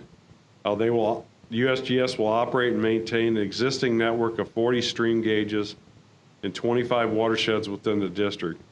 Stream gauge water surface elevations and rainfall amounts will be collected with stream discharges determined at each gauging station. The data is typically used for monitoring water quality, data evaluation and modeling, post-construction monitoring for our long-term control plans, and our phase two stormwater program, which is for water quality in our local streams. We also utilize some of the data for some of our stream bank stabilization and similar type projects. Our appropriation for this particular project is $489,000, which is about 111,000 below our proposed budget. This is a project we share costs with the USGS. They participate with about 10% of the cost for the overall project. Are there any questions? Next item is stream flow water quality sampling for our big rivers. This appropriates funds and authorizes staff to enter a contract with Geosyntec consultants. And this also appropriates $263,221 for this amendment. The purpose of the work is to perform water quality sampling to comply with our post-construction monitoring program for the combined sewer system as required by the consent decree. This firm collects samples from 6 sites on the Mississippi River every other week. They also collect from 3 sites on the Missouri River once every 4 weeks to help establish water quality concentrations, typically from the St. Louis area. And it's basically they take a boat across the river and collect samples at various locations. So obviously it's not something we have our folks do, go out on the boat. I think maybe at one time the district did do some of that work, but we contract that out now. This contract with this vendor was 1 year with option for 2 additional years. This amendment is the second of the 3-year contract for the project. So in between sampling spots, they fish a little bit. Let's go to the next one. I don't know how much fishing gets done right down here by the yards, but pretty swift currents. Yeah, we've had just issues with the flooding makes this a lot more complicated as well. The next 2 items are actually contracts that support our operations group. One of them is an ordinance for a new professional service contract, and the second is a resolution for renewing a contract for force main inspection program. The first item is power system study. It authorized staff to enter a professional service agreement for a power system study. The purpose of the contract is to provide district staff with information regarding existing electrical power lineups at district facilities. These studies will assess the electrical hazards in the workplace and provide protective equipment selection guidelines for district employees based on the arc flash hazard risk. So as you can see, this is a very safety sensitive contract that we do at our plants and pump station. This proposed agreement will be for 1 year with the option of 3 one-year extensions based on good performance. This was new this year, so we put it out on the streets, and we received 8 different proposers to perform this work for us. The selected proposer was Ross and Barazzini. As far as the Mbe participation, there are no goals for professional services, and this is not a service that provides any opportunity for subcontracting. In other words, it's all performed by the folks at Ross and Barazzini, so there would be 0 participation on this project. Are there any questions? And last but not least is the force main evaluation program support. This authorizes staff to enter into a professional service agreement for condition assessment of our force main asset inventory, and it exercises year 2 option of an existing agreement with Pure Technologies Incorporated. Pure Technologies will perform consent decree required analysis for existing force main asset inventory in order to recommend non-destructive evaluation, process, and technologies for use by the district. In layman's terms, basically they inspect all of our force mains, whether it be internally or externally, and then make recommendations on future rehabilitation.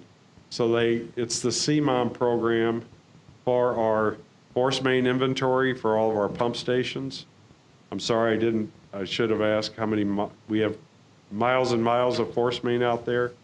I'm not sure exactly how much they do each year, but it's very critical because if a force main breaks, it's an immediate required action that we have to take.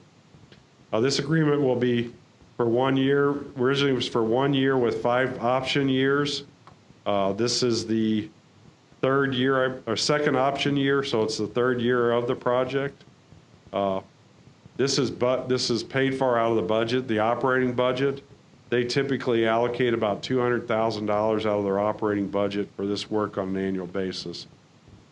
They do have opportunity for some MBE participation, and they've committed to 30% MBE, and the firm they're using for the 30% typically does a lot of modeling work. In other words, they utilize them in their assessment of the effectiveness of the force main for that 30%. Are there any questions? Trustee Yates, that concludes the engineering items. Thank you very much. Anybody else have any questions for Rich? All right, the next meeting is September the 1st, 2020. Motion for adjournment? So moved. Second? Meeting adjourned. Thank you.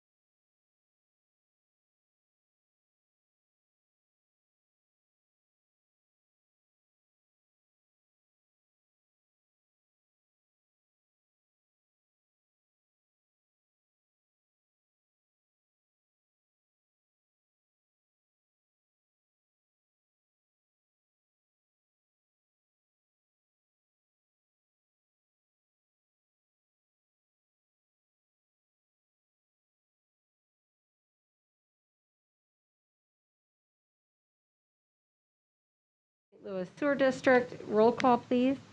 We'll note who's present. All right. Do we have a motion for approval of the minutes from June 30th? So move. All right. Minutes are approved. Do we have a portfolio update? All right, that one is me. And again, thank you. As I mentioned in my email, I am filling in for Tim today, so I hope to do almost as good a job as he does. Portfolio updates. As of July 31st, this is the same slide you guys see every month. It's the 4-box slide, and we'll start in the top left corner with the summary statistics. We have a total outstanding power of just over 601 million, with a yield to maturity of 1.41 and a weighted average maturity of just under 1 year. As usual, that lags our benchmark. Our yield to maturity is much higher than the benchmark, and our WAM is usually about half of the benchmark, and that's because we have money mature a lot earlier because we need it for operations and expenses. I will say in July, we purchased about $43 million worth of mostly treasuries, and the yield to maturity on that, on those investments alone, were much more in line and closer to the benchmark yield maturity. Top right-hand corner is the sector allocation. Most important is we are within policy limits for all of our sectors, and as we have been doing for the past few months, we've decreased our allocation to commercial paper, and that is just because of the uncertainty of the market right now, because of the pandemic. Once things start to calm down and we get a better understanding of the market, we will probably begin to increase our allocation to commercial paper back up to the 25% policy limit, where we normally have it. Bottom left-hand corner, fund summary. Nothing changed really here. Most outstanding amounts are in line where they have been in the past. Debt project funds is the amount of bond proceeds we use to pay for capital. That is starting to wind down, which should line up nicely with our potential capital market issue that we do later in the calendar year.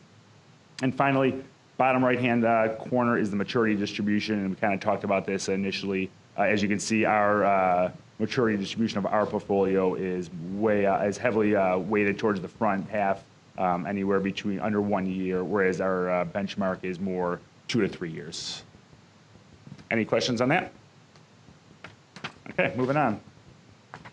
Next item is mine too. It's the Srf Loan 2028 ordinance, and this is an ordinance that will authorize the district to enter into an Srf loan to fund the Deer Creek Sanitary Tunnel Pump Station. Next slide, please. This project is on the DNR's intended use plan, the current plan, which was adopted in October 2019. It was $500 million in available funds. 492 million of that was allocated, and we were part of that $492 million for a $22 million allocation to pay for our Deer Creek Sanitary Tunnel Pump Station. I might add, I forgot to mention that we have Jason Terry of Gilmore and Bell, our bond counsel, on the phone. So if there's any questions that I can't answer, Jason will be happy to step in and answer for us. Next slide, please. Thank you. The purpose is to install a pump to dewater the completed Deer Creek Sanitary tunnel. The design flow of the pump station will be about 24 million gallons per day. The pump station will utilize 6 identical pumps to dewater the tunnel. The security for this loan is our pledged revenues, the wastewater pledged revenues, and the covenants. There's no changes in covenants from the previous issues. We must continuously own and operate the system. We must establish and collect rates that cover all of our O&M costs as well as all of our reserve ratios. Properly enforce and collect payments for rates, fees, and charges for the service. We must adopt an annual budget, conduct an annual audit, and perform all duties and obligations imposed on the district by the state. This ordinance and the master bond ordinance. The state sets the mandatory sinking fund schedule, and we do have an option to prepay. Next slide, thank you. Expected financial terms. This loan will be a 20-year loan. It is at a subsidized interest rate, which is approximately 90 basis points right now. We will set that rate right before we close, and it's tied to the municipal revenue bond index. The state also adds an annual admin fee of 50 basis points for the outstanding loan. Currently, if we were to issue these bonds in the public market and the capital market, we would be getting a rate of around 2.25%. So by using the SRF loan, we are saving about $2.5 million in debt service payments. The cost of issuance for this loan is approximately $170,000. The sinking fund, our first principal payment will begin in July of 2023. Our regular reporting requirements to draw on this loan, nothing's changed there, and UMB Bank, as always, is the paying agent and escrow agent. Next slide. Debt authorization. This issue will be part of our $900 million bond authorization, which was approved by voters in 2016. We have 5 previous issuances totaling over $300 million, which leaves us just under $600 million remaining in current bond and authorization. And if this ordinance is passed and we issue or execute this loan, we'll have just over $575 million left in authorization. Finally, last page, please. What we're asking, this upcoming board meeting in August, we're asking the board to pass the introduction of the ordinance authorizing the district to enter into the loan agreement. And in September, we will adopt the ordinance. Any questions? Okay, moving on.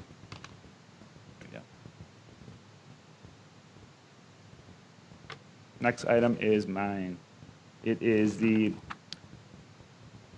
resolution to authorize the district to exercise its second option to renew the contract with Accelerated Information Systems to secure enterprise contact management software and services as a solution for the district's document and records management and process automation needs.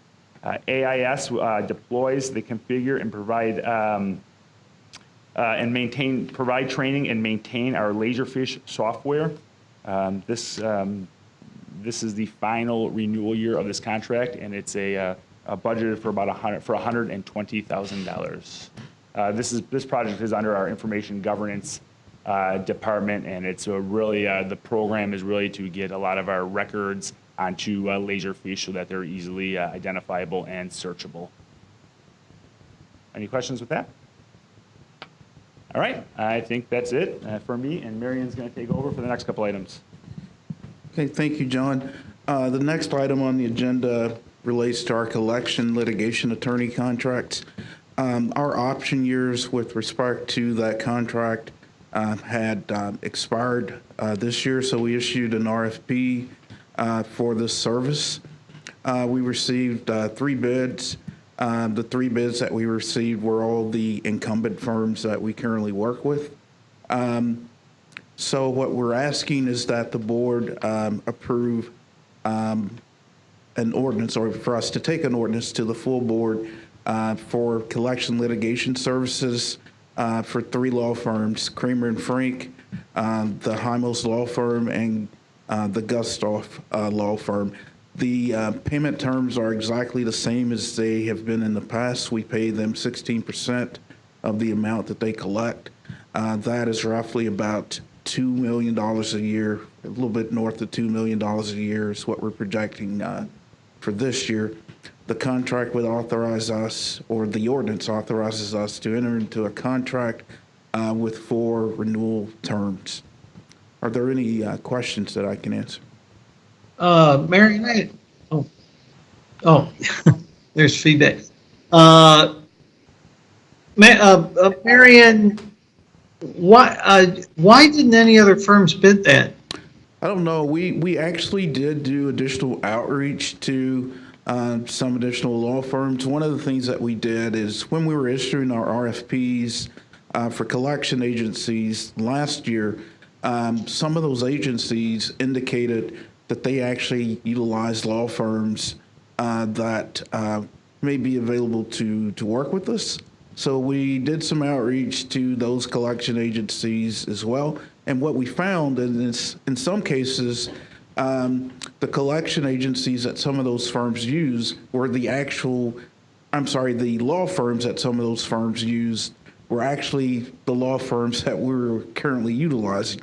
I think another issue is With some of the collection agencies and the law firms, they were located out of state and were not authorized to do business here in Missouri. So that's a limitation as well.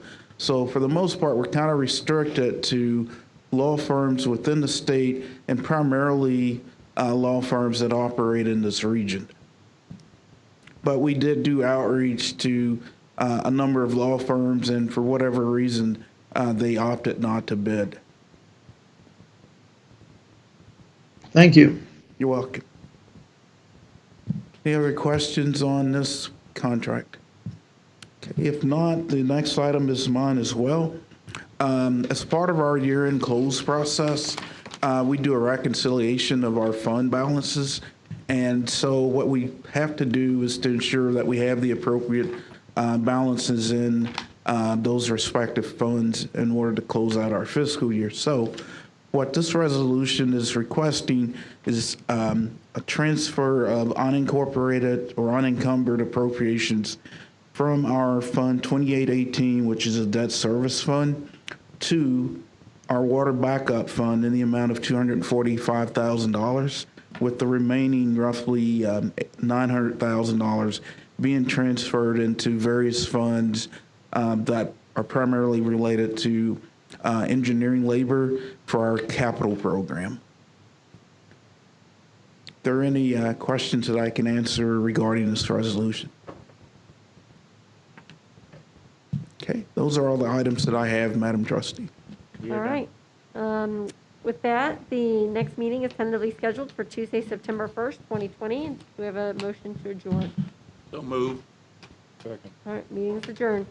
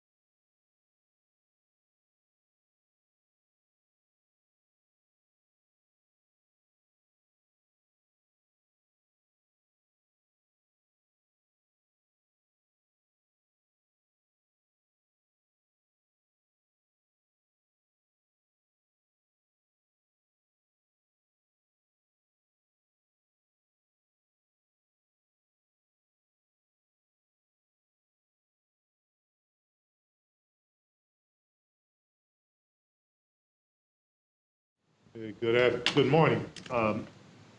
Welcome to the Stakeholder Relations Committee meeting, August 4th. First item on the agenda is a roll call. We will know who's present. Okay, number 2, there are no comments by the chair. We'll move right on to the approval of the committee meeting minutes of June 30th. So move. Second. Okay, all in favor? No objections, minutes approved.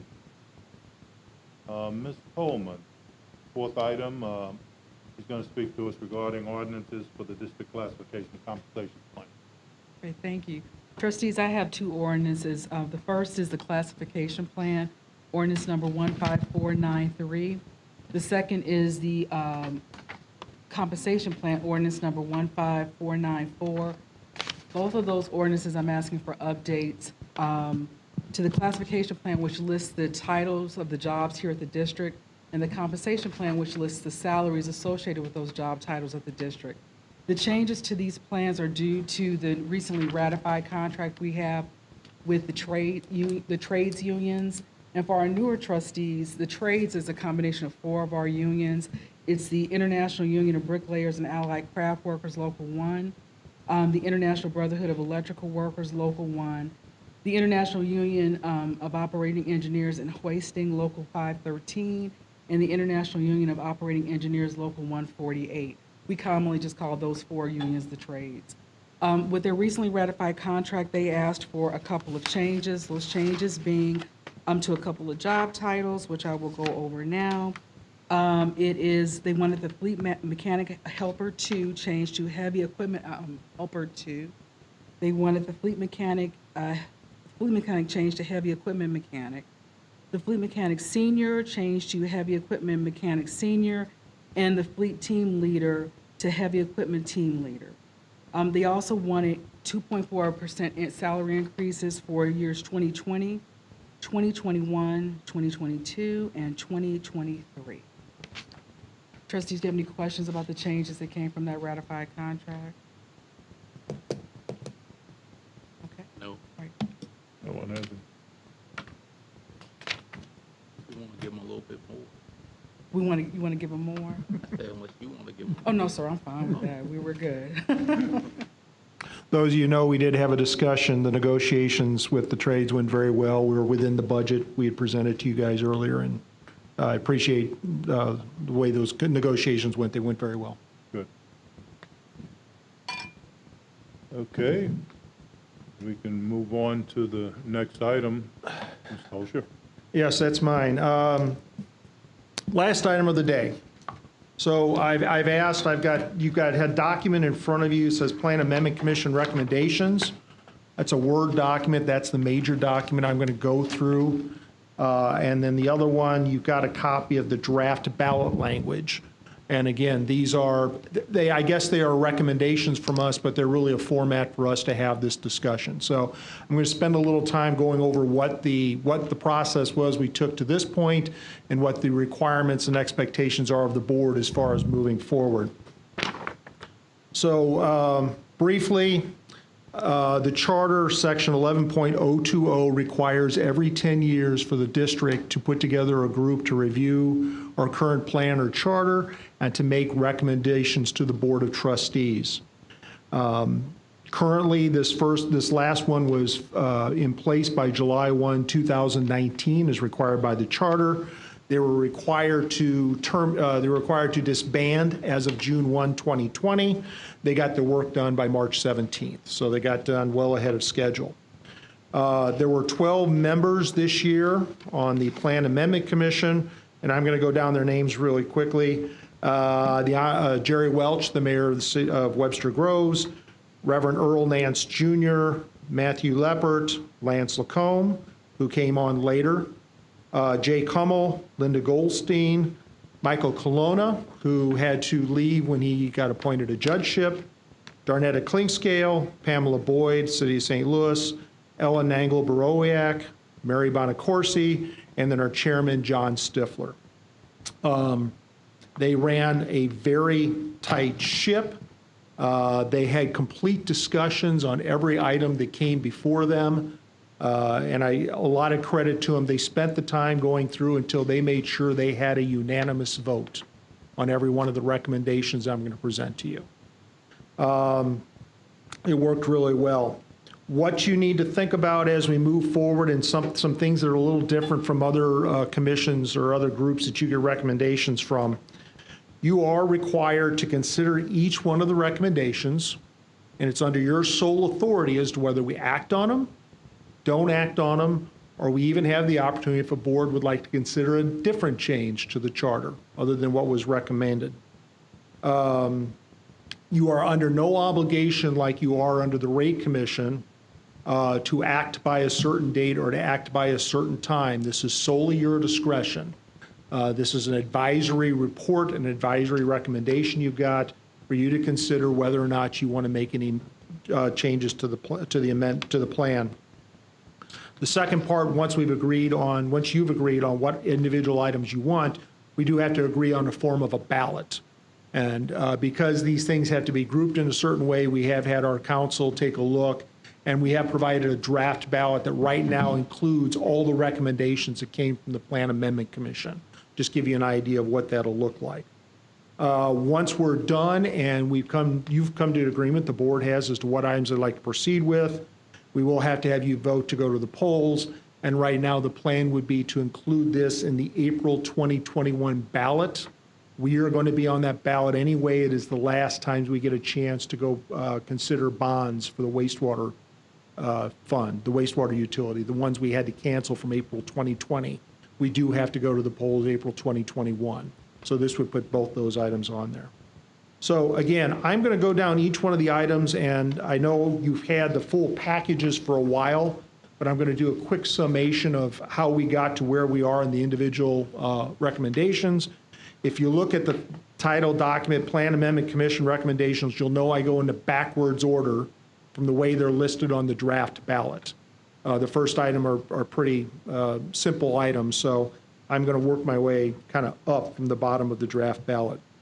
So topic 5 on the draft ballot has to do with competitive bid, let me see, expectations. What we'd like to do is have something presented to the board for you to consider for introduction in September. So this is meant to facilitate discussion amongst the trustees. Yeses, nos. If we get enough information here, we'll know what to propose to you on September to consider. If I hear that some folks would like to get back to me, that's fine also. I will let you know Trustee Fall, who's not here, did let me know he has no comments on any of the recommendations, and so I'll just pass that along. So let's start at the top on the recommendations, topic 5, competitive bid of auditors. Right now,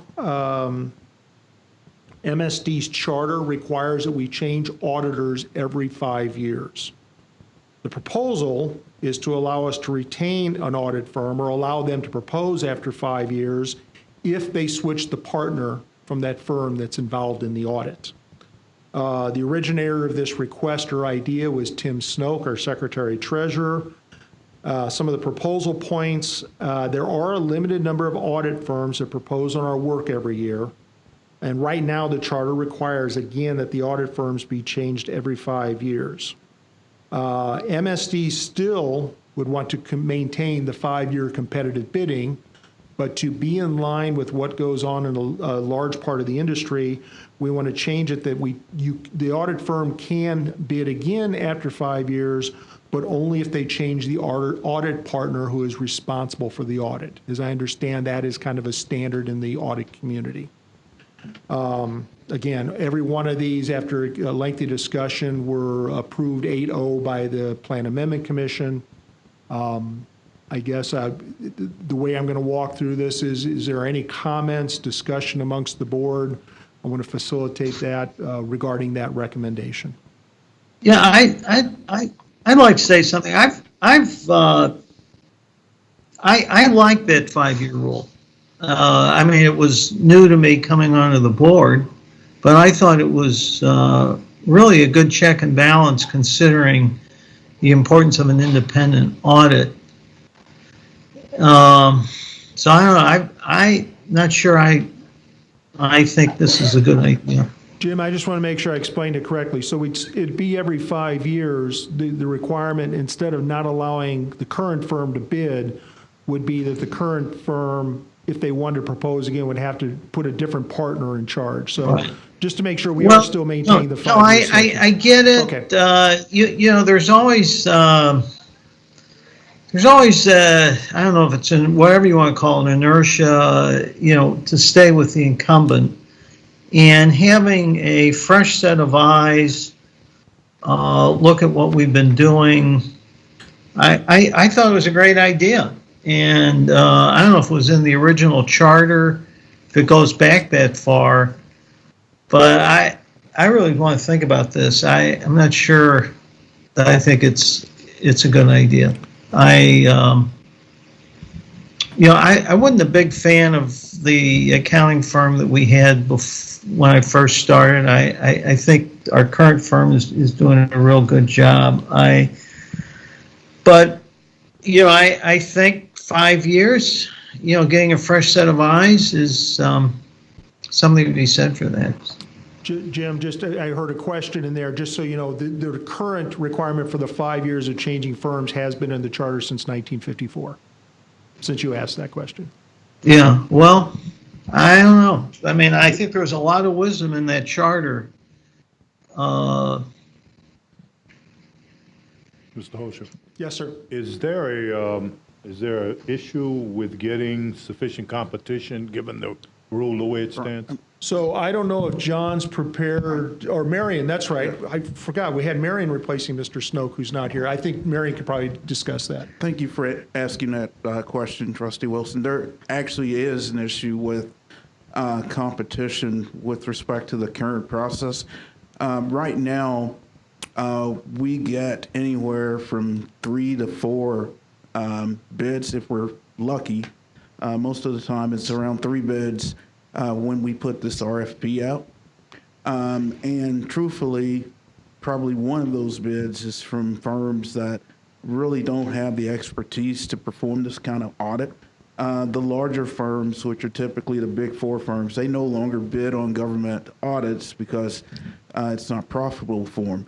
So what this proposal that's been put forth before you, it actually is what the SEC currently requires of public companies. So we're really trying to mirror what takes place in the private sector. I certainly understand that it is useful to have a fresh set of eyes, but the way this is typically addressed in the industry is you change out the audit personnel, the audit partners, and typically the managers that are in charge of running the audit. So you do get that fresh set of eyes, and you're not restricted in terms of your ability to maintain a good firm. As Brian pointed out, we would continue to bid the service. So if we do get a firm that's not the incumbent firm that we believe is a better choice for the district, we would not hesitate to make that change.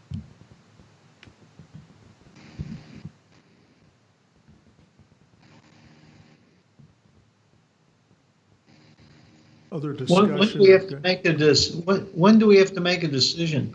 So your decision's going to be your vote in September. What staff's trying to do now is get a feeling for a consensus as to what to put on that September ordinance. When did is this SEC rule something that came in with the current administration, or is this a long-standing rule? No, this has been in place now back when SOX went into place. So it's probably been in place now for at least 10 to 15 years, maybe even longer. I'm familiar with that time frame because of all the SOX requirements, but this was something, again, that the SEC adopted and is currently in place right now. Yeah, I don't see the partner thing, and been my experience that it's not a negative reflection of the accounting profession, but that you can't expect a partner of the same firm to be critical of that person's partner. So you're not getting it isn't the same as changing firms. So I mean, certainly it means a lot that Tim thinks this is desirable. And I guess, Marion, you must feel the same way. I don't know. I do. I will tell you, as a member and now current president of GFOA, this is an issue that all of our members have indicated that they're having. It's not just an MSD issue. If you're a governmental entity, we all are having some difficulties attracting qualified auditors to bid on our audits. There's an issue with the timing of the audits. Our year ends are typically in June when the auditors are all, a limited number of auditors are trying to bid on government contracts. So that in itself impedes the ability of attracting more bids. So it's, again, just to repeat, it's not just an MSD issue, it's a governmental accounting issue. And this would, I think, give us the flexibility that we need to ensure that we have qualified auditors to conduct our audits. Well, I respect you and Tim, so if the two of you recommend this, I'm okay with it. Thank you. Any other comments from any of the other trustees or discussion you'd like for us to take back? I'd be in favor. I'm in favor of this. Here. This will give us more competition because that's, I think, sounds like a reasonable way to move into a better position. Okay, so I appreciate the feedback. Right now, our plan will be to make sure this is one of the items that is left on for your consideration in September then. Unless I hear from some of the trustees differently, and then I'll get back, so. Thank you for that. The next one is topic number 4, increased compensation. We're talking about some big dollars here, so. The recommendation is to increase the compensation that the board members get to $35 per public meeting of the board. So that's a little different than what exists right now. There's a change in value, and I'm going to there's a lot of discussion went on with the Plan Amendment Commission. So let's start with staff. Originally, staff recommended an increase of the way you get paid now. Instead of $25 per regular or special session, you get paid $50 per day that you attend those. So again, the compensation for the trustees has been $25 for every day you attend a regular or special meeting of the trustees. That has not changed since 1954. The current compensation results in an annual compensation if you attend all the meetings of about $325 per year. So special and regular meetings, they fall into 3 groups. The 12 regular meetings are those monthly meetings we attend on Thursday evenings, and usually the one special meeting has to do with the tax issues or a bond issue. There's usually one extra one where we have the full board meeting that counts as a special meeting. So usually you're compensated for 13 days right now at $25. Staff's recommendation, we had 2 different ones. One, we either recommended doubling that compensation to $50 per day that you attend one of those 13 meetings. Or the other option was to leave the compensation at $25 per meeting, but expand the meetings that you're compensated for. And that would make it for every public meeting of the board. So a public meeting would be that you'd see on a typical day was the one special meeting and the 12 regular meetings. But then for every day you attended a committee meeting, that would also count as a compensation. So we have 12 committee days a year. So it's a total of 25. So it would change the compensation. It'd stay at $25, but it increased the annual compensation from $325. It would go up to about $625 per year if you attended every one of the public meetings. So additional discussion. That was staff's proposal for consideration by the Plan Amendment Commission. They talked about this a lot. I will let you know, in their opinion, you are vastly undercompensated just for your expenses here. So their first opinion was that the board should be compensated for every public meeting you attend. So we're down to about 25 meetings a year, the regular plus the committee meetings. And they felt it should be $50 a year. That was their starting point for quite a few of them. And that would have been about $1,250 a year. This is one of those they had a lot of discussion about. One, trustee should at least be compensated to cover their expenses. But also they realize there's a potential optics issue as to what this means. So I had a lot of discussion about that. So they came down to their final recommendation, being that the charter plan be changed so that board members are compensated $35 per public meeting. So it'd be board meetings, special meeting, and the 12 committee days. And that results in an approximate compensation of $875 a year. that was the final recommendation that you would read in the Plan Amendment Commission. So that's their recommendation on what they would recommend moving forward with for discussion by the board.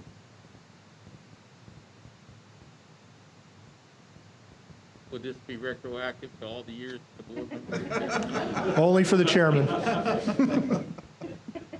No, the way, since you asked that, the way when we hadn't thought about that part, I think the way this would go in place you would probably expect it. We haven't thought about that part, so it would be voted on in April, and I'm not sure mechanically if it would count in May or sometime, but there would be no retroactive portion of this, as recommended by the Plan Amendment Commission. I will let you know, some past discussion, this came up before, 10 years ago, and I will just give you the knee-jerk reaction, and the recommendation then was go up to $50 per meeting, as you have now. And just with everything else on there, I think one of the Plan Amendment Commissioners said, do we really want to take the chance of somebody saying that the Board of Trustees is asking to double their salary from $25 to $50? That was just the last discussion we had from 10 years ago when this issue came up, last time we did a Plan Amendment Commission.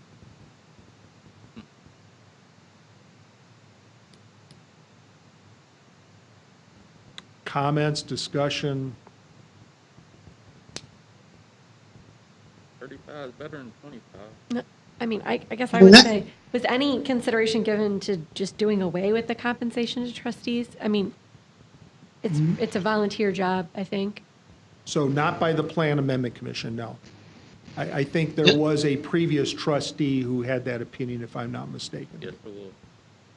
So back in the $25 was set in the 50s? Is that what you said? So when it was set in 1954, Jim, since I'm probably old, unfortunately, probably the historian nowadays, back in 1954, the board was meeting twice a month at $25 per day. So in 1954, when this was set, their compensation was $50 a month for the 2 meetings that they attended, starting in 1954. Well, that's it's interesting. I don't know if it was ever intended, but over the course of these decades, I mean, so $50 a month in current dollars is probably close to 500, and so that really changed from something, some significant compensation, is something that's become nominal. I don't know if anybody ever intended, but yeah, I would say $50 a month back in the mid-50s was not nominal compensation, for what that's worth. But I never realized that. Yeah, I was, the nominal was, I was relaying the discussion from the Plan Amendment Commission. I think that's. Well, I think that's probably a fair, I mean, it's currently pretty nominal, $25 a meeting, or $25 a month. But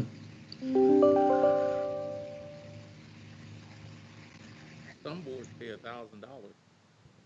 well, that's closer. I mean, when it was originally set up, that was what it paid. I mean, hang on.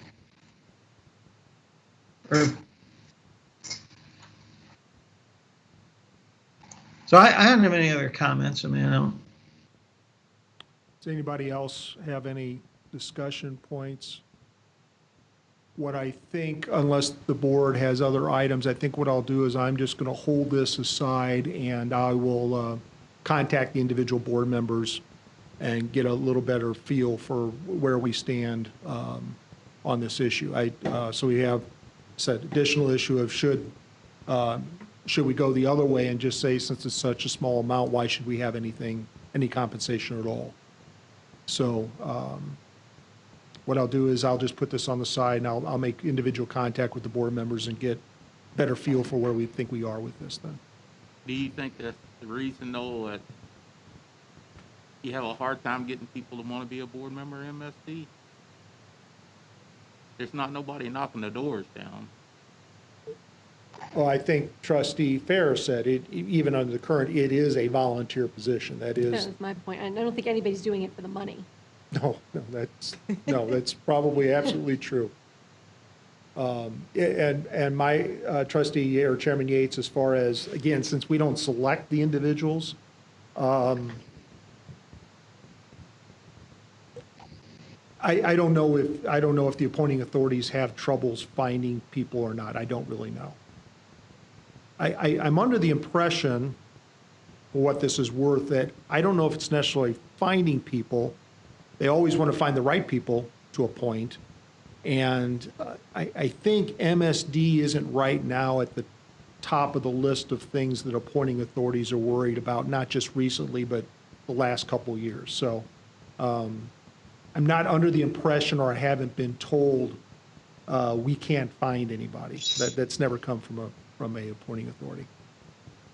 So our real choice would be, I mean, we can't change the charter.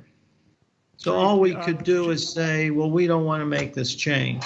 Well, now, Jim, that's the point of this, is to change the charter. As I said earlier, if the trustees decide, let's just make this a voluntary position, we do have the ability, if the board desires, staff will put that on the ballot and eliminate all compensation. We can do that. That is an option you have as a board. That's what we're here for, is to vote on charter changes.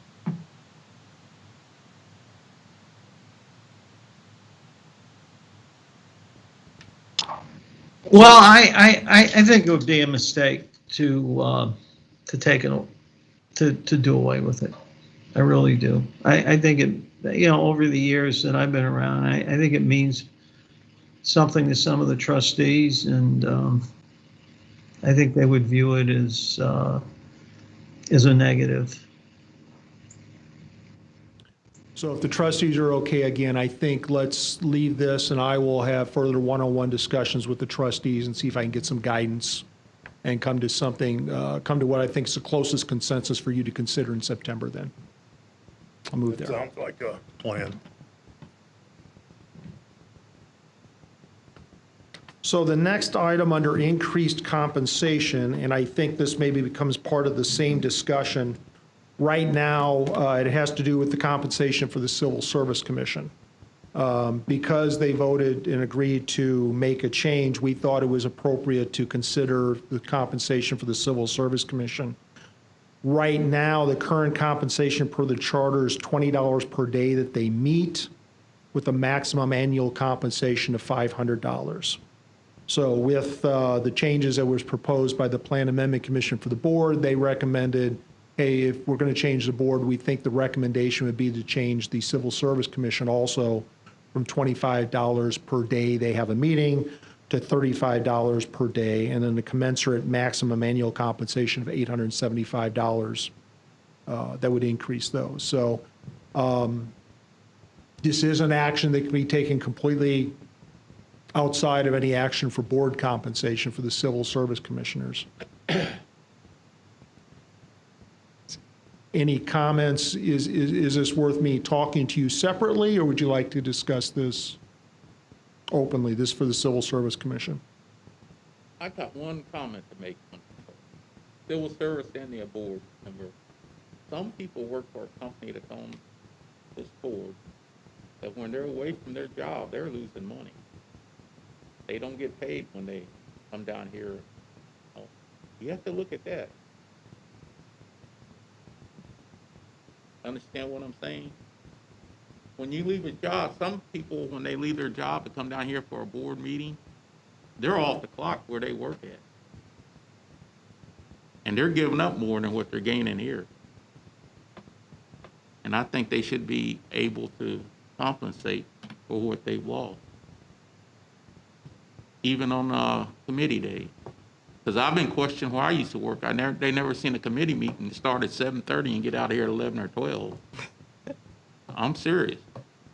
They started to question that. They continued to pay me till I retire. I don't know how long that would have went. That's something to think about. Now, when you work for yourself or for a company that don't have you on the payroll like that, it's different. You know, that's all I have to say. Had to get that off my little chest. So with the Civil Service Commission, would the board like to have a discussion about raising their compensation now, or would you like me to put it into the same conversation I have with you individually regarding board compensation? We can, either way is doable. I prefer individual conversation like we are with. Couldn't hear you, Jim. I would prefer you have a conversation with individual board members. Yeah, so have it at the same time. Have it at the same time and Yeah. do that discussion with each of you individually. Okay, we will do that. Or I will do that. Okay, next, rate commission process. So this is topic 3 on the draft ballot. This has to do with membership on the rate commission process. Again, if you recall, the board appoints the rate commission organizations, and the organizations appoint their representative to the rate commission. That's the process we go through in establishing this. The charter requires a rate commission representative organization to designate one person to represent it.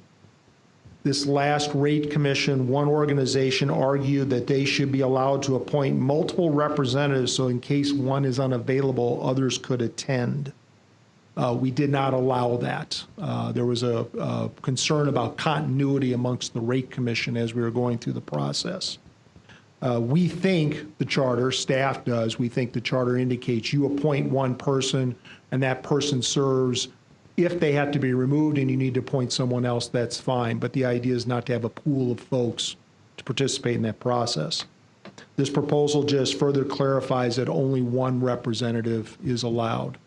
I brought this up with the chairman of the rate commission, the current chairman, and he didn't have a problem with just clarifying what he felt were the current rules as well. This has only come up once, and it only came up at the last commission. The idea here is just to tighten up the language within the charter. So currently, the current provision is interpreted that you appoint a person, and if that person, for some reason, is unable to serve through the term, you can replace them. Yes, you're allowed to do that under the current Under rules. the current. Again, you can't have a pool of 3 representatives and find the one that's available. Right, exactly. And that was what was, we didn't agree with it. That's what was argued by one of the organizations. So, Brian, I mean, it is kind of an unusual. So who is the member of the rate commission? Is it the organization or is it the person? So you appoint the organizations, and then the organizations appoint the representative to serve on the rate commission. So when they issue their report, or when they make their decisions and vote and make a report and recommendation, it goes to the voters, they do it as individual people, not as these organizations. That is correct. Okay, well then, I think our rule makes a lot of sense. Because then who's on the rate commission? I mean, it's people. So you can't have people substituting for people. I mean, it'd be like me saying, you know, I can't make it to the MSD board meeting. I'm going to have a friend of mine or a partner or associate come to the meeting and vote on my behalf. That doesn't make any sense to me. And Jim, that's the exact situation we were running into.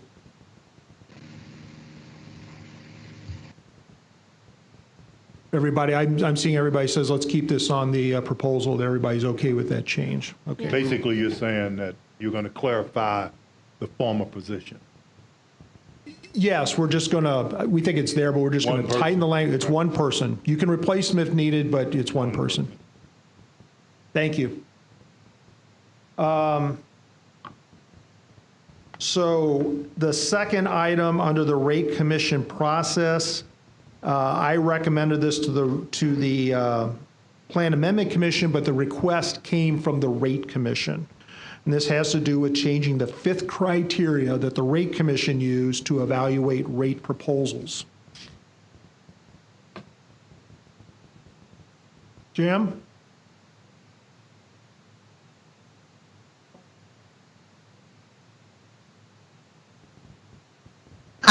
I'm here. I just turned the video. I'm listening. Your face disappeared. We wanted to make sure you were still there. No, so. I'm definitely here. So here is the issue that was presented to us under proposal points by the Rate Commission. The 5th criteria that's used by the Rate Commission in evaluating a proposal requires that the proposal is found to impose a fair and equitable burden on all classes of ratepayers. Some of the rate commissioners felt that that language was just bound them too tightly, that if they found some class of ratepayer that they thought this was not fair and equitable to, it made it impossible for them to vote that a rate proposal was fair and equitable. So they looked for, while they want to consider all classes, they wanted something that they felt didn't bind them to finding one class that they felt was not fair and equitable to. So what I proposed revising to them, and I got no pushback, in general they felt it was okay, is to revise the 5th criteria for the Rate Commission that require a proposal to found that they would have to consider all classes of ratepayers in determining a fair and reasonable burden. And they thought that eliminated the one concern they had about all ratepayers. The Rate Commission's recommending that we make that change. That makes sense to me. Anyone else?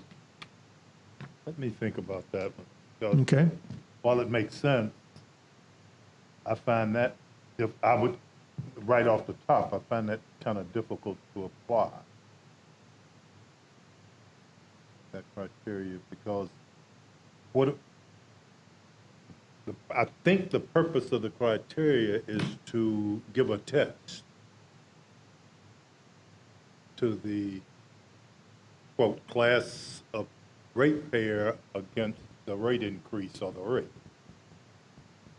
I don't see the test that I could give in applying this criteria. And let me think about it, though. Sure. It's not the one that I want to think about. So let me get back to you on that. Okay. Give you my impression. Thoughts from others? And I guess I'm really asking because I will make a contact with Trustee Wilson. Do I need to contact the rest of you? Do you have a feeling? Michael, are you okay with that? Jim, do you have an opinion? Singer? Understand the issue. Okay, let me try and say it again. And again, this isn't all rate commissioners, it's some of them, felt that the standard of impose a fair and equitable burden on all classes of ratepayers, they felt bound by finding if some minute or some portion, some class, they felt that everything had to be fair and equitable to all of them by considering each one individually. See, I'm trying to say this differently, and I want to make sure I convey their thoughts. They felt that, as a matter of fact, that one of them stated, I don't know how I could ever find any rate proposals acceptable under how they interpreted the criteria. And that in some argument, you could find it to be not fair and equitable to some class of ratepayer that's included in the rate proposal. They asked for language that was, as I stated here, they found that to make sure that they're considering all classes of ratepayers in determining something that's fair and equitable. Did that explanation help a little more? Yeah, I mean, I understand their dilemma. I mean, you know, our economic system is not fair and equitable. So if one class of ratepayers are low-income people, is it fair and equitable that they get increased or if they pay anything? And I could see that dilemma that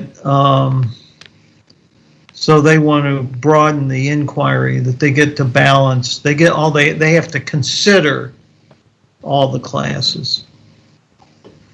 Yes, the way you said it was the way we understood their comments. Well, the fact that they got hung up on it and felt that it tied their hands, I don't know. With some, we've never. It would it be out of order, so to speak, if the rate commission came back and said, if you're low income, you don't pay any rate, you don't pay for it, or do they have the authority to do that? That is a rate schedule or a form of the rate. Yes, they could come back with a recommendation. So under the current rules, they could come back with that recommendation.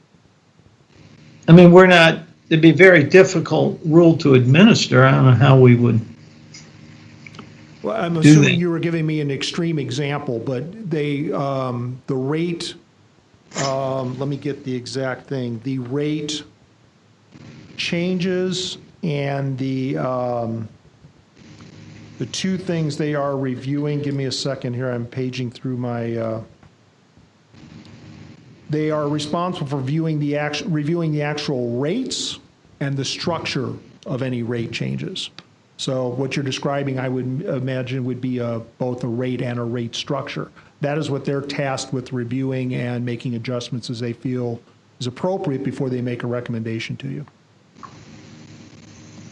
And this has been the charter going back to the beginning? This was put in the charter as part of the first planned amendment change, which was in 2000, when the rate commission was first developed.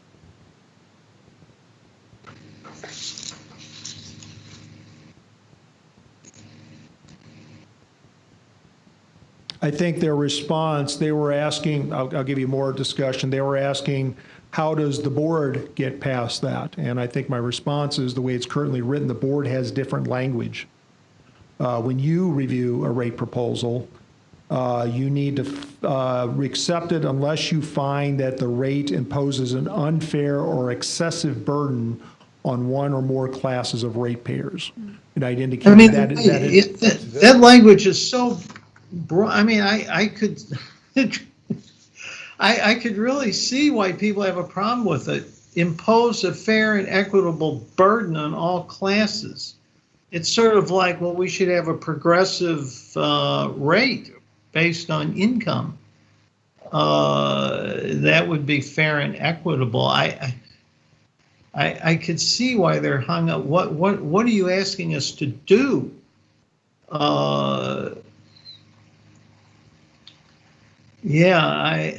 Wow. I can see why they're having a problem with that language.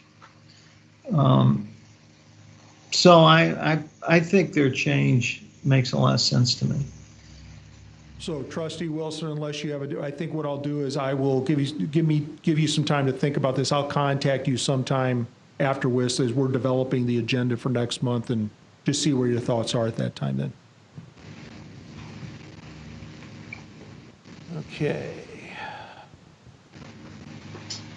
Next, we're going to number 13, which is paragraph 7.280F.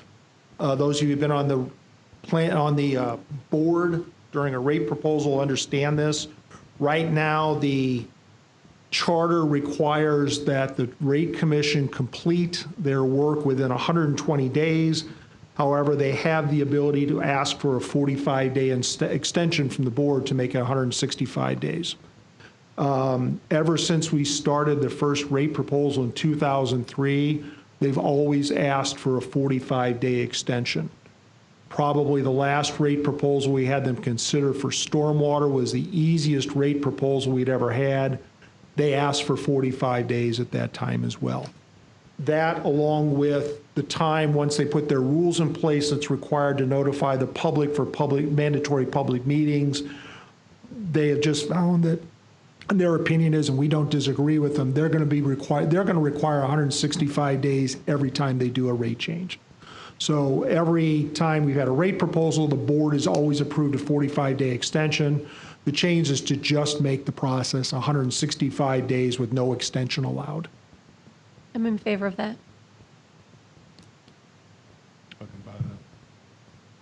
Trustee Wilson, you think Yeah. that sounds good Yeah, I also? understand that. Trustee Singer, do you have an issue with that or any comments with regard to that one? No.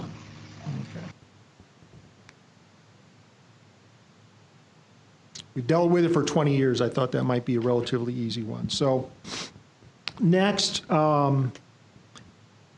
changing the time allowed for the Board of Trustees to accept or reject a rate commission consideration. Currently, the requirement is that the board has to take action after it considers a rate commission recommendation after two meetings where you considered a rate commission recommendation. We fought with this 10 years ago as well. The questions always come up, what would somebody consider the board having considered the rate recommendation? Probably the extreme view is the chairman of the rate commission will come to the board and say, we're done, here we're officially presenting it to you. Nobody has done that, but the thought is somebody could indicate that that's the first time you considered the recommendations from the rate commission. So we've really had a trouble in we're trying to be very, very careful, making sure that after you get a recommendation, you only consider it 2 times during a meeting, because then your time runs out and the rate commission proposal goes into place. So what we changed is we simply said we thought just a calendar day limit would be helpful, and that you have to come to a decision within 100 calendar days of having received the rate proposal. That will guarantee 3 full board meetings to be able to consider a rate recommendation, and eliminates all potential holes or points of argument as far as when did the board actually consider the rate proposal. It gives you a very set time for us to plan for. So we think it just takes a piece of risk out of the process and just makes it very clean. Past reviews by the board would be accommodated by this 100-day limit.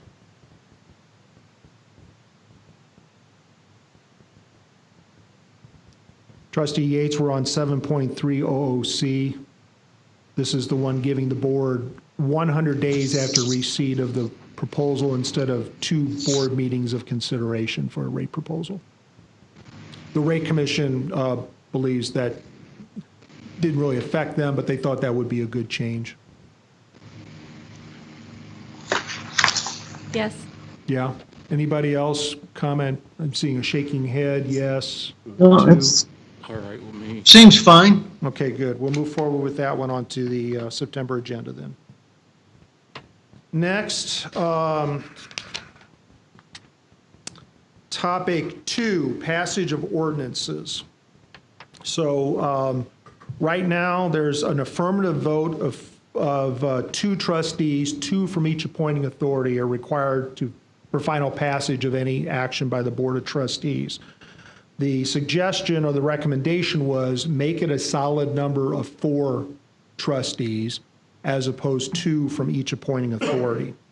Going through the proposal points, the charter currently requires that 2 trustees from each appointing authority vote yes for the final passage of any action. The proposal is to require that any 4 trustees vote yes for the final passage of an action. This action would eliminate the recurring situation where a trustee position is vacant, or a trustee is absent, and another trustee from the same appointing authority has a conflict and cannot vote. It happens multiple times regularly throughout the year, resulting in actions not being able to be passed even though no trustee is opposed to the action.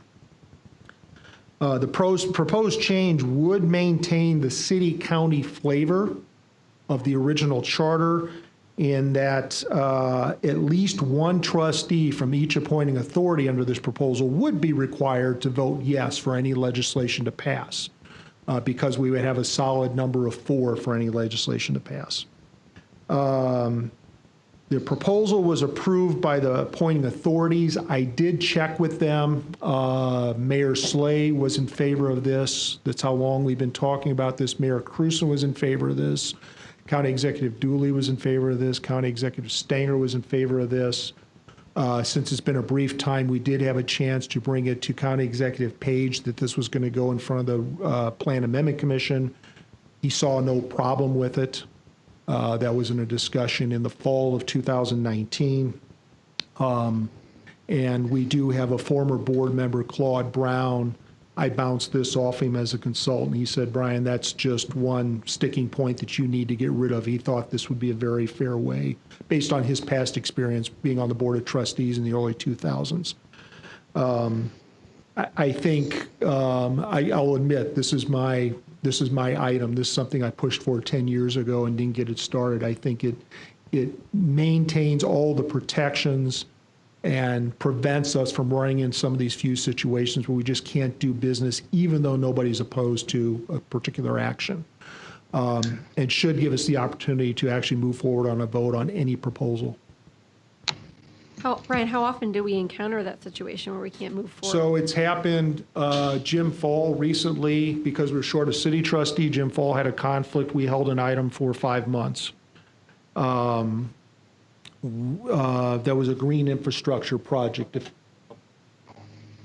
Yeah, it does. It occurs a couple times a year where if we know if there's a vacancy, that's issue. That's easy. But we even, at times when we had full boards in the past, somebody had to be absent, just couldn't attend, and we knew somebody else from the same appointing authority had a conflict. Nobody was against the proposal. We just couldn't get 2 people to vote yes because of the conflict of It interest. happened with me. I think it's happened, I've only been on the board since March. I think it potentially could have happened like 3 or 4 times because we only had 2 members from the city. It happened with me, and we had a full board. My father passed, and I had somebody call me from the public and told me I should have been here at You just the never board know meeting, when and it's I was gonna out of pop town. up. Is there Well- an ability well- to write the language such that if, in the event that that happens, then you can do 3 and 1, as opposed to in every instance doing 3 and 1? I'm going to say this back to make sure I get it, is what you, make it 2 and 2 if there's a full board. If there's less than a full board, it only requires 4 votes. Is that what or am I saying that wrong? Yes. So if the situation arises where there's a non-controversial item that can't get passed because, Or if we have a short board. right, then you could use this, but the typical approach would be 2 and 2? Well, I'll tell you, I had not focused on this until now. Number one, my memory, I was not aware of this situation. Maybe I wasn't paying attention that we had this green infrastructure is held up for 5 months. I wouldn't have thought, I look back on my 5 years being a trustee, that it was a problem. I don't remember any significant action being delayed. Now, maybe it was and I forgot about it, or Brian somehow managed to take care of it. But, I think the city-county partnership that's embodied in MSD is really important. It's a very important principle. And so to permit, whichever side you want, if it was 2 county trustees to, if the city was fully staffed, to get 1 city and impose on something that the other 2 didn't want, or the other way around. I wouldn't have thought, that is a real change in governance. You're losing the requirement that a majority of each side agrees to an action taken. I agree with Most that, of the time, and most of the time it doesn't matter, but sometimes it might. And this is really fundamental. This is a fundamental change in the governance of the board, and I'm not sure. I have a lot of questions about it.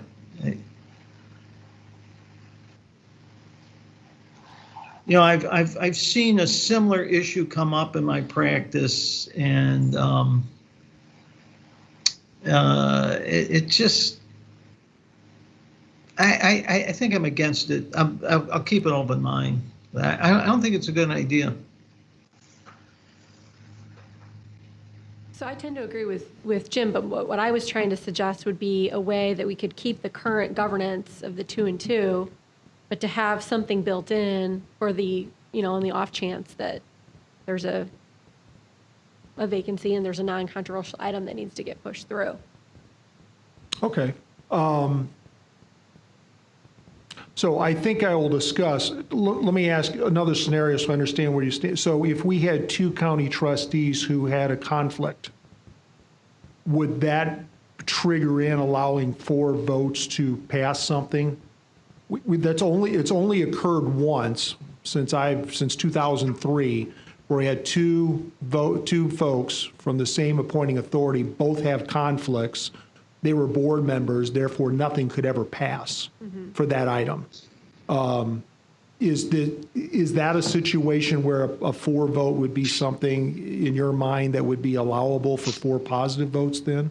Yes, so long as the 2 county trustees who had conflicts were aware of what was, on the agenda and said that they were sticking on their conflict, and they understood that 3 and 1 would occur. A 3 and 1 vote would occur in their absence. So 3 and 1 vote would pass. Right, in their absence. well, a 3-1 vote would not pass anything, at least under any of these proposals. It would require No, under her proposal. under yours, you're saying 3-1 would then pass something? I'm sorry, I thought, No, 3-1 would pass under the amendment. right. Would not pass. Would. No, the proposed amendment is to take 4 positive votes from the trustees to pass any legislation. Well, that's what I'm saying. 3 That's what I'm from saying. one side and 1 from the other. Oh, I'm Correct. sorry. I thought you meant 3 yes, 1 no. I No. apologize. But she Okay. was saying I Right. think you're saying 3 and 1 Right, under certain circumstances. That is, you didn't have 6 votes. Correct. Correct. 6 votes of any type. that's what I'm saying. So we've got enough going back and forth. I think I got enough. I need to call everybody. So let me think this through, and then I'll contact everybody. We don't have an agreement on this. And I'll see what kind of, what I can come up with on this one then. I mean, it's a shame that we're considering a fundamental change in the governance of the board because one side, and I realize it's not like this, in the past the county had 2 and then now the city's got 2, but it was set up to have 3 and 3. And so now we got to react that one, either city or county only has 2, and then it creates these sort of like quorum issues. Jim, I will tell you, this situation has existed and shows itself for at least the past 17 years on an annual basis. This isn't just a recent phenomenon. This is No, and I realize it's not, quote, the city's fault. It's, the county's done the same thing.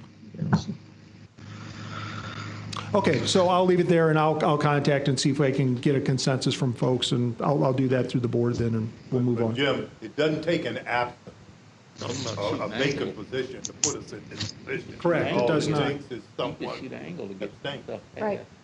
And then we're in this position. If you get 2 One abstentions from the person same can side, kill an optic, one Yeah. individual can kill, one director can kill a property, can vote a proposal down. There is one way, I'm going to throw out another idea for people just to think about, that if what you're trying to preserve is the equal representation of the city and county, you could have, in this contingency situation that Amy was talking about, that the county trustees or city trustees could have the vote of the conflicted member, so that the 2, if there were 3 and 1 was conflicted, well, let's say there's 2 and 1's conflicted, that the remaining trustee gets 2 votes. That way, that is how there is an analogy in the private sector where you want to maintain the equality of the 2 appointing authorities.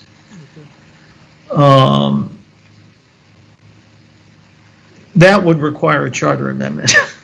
yes. And I don't know if people, because I'm familiar with it, I throw that out as an alternative, which has worked over the decades in another context. So let me contact all the trustees on this one. I think I won't contact you after the board meeting, I promise. I'll give you a chance to think it through, and I'll make contact with everybody again. So under topic 2, I'm going to move to item 10, which is 5.100. And the requirement right now is whenever the board takes an action, unless it's an emergency action or an appropriation, staff has to wait 15 days before, or not staff, but there's a 15-day wait period before that action takes effect.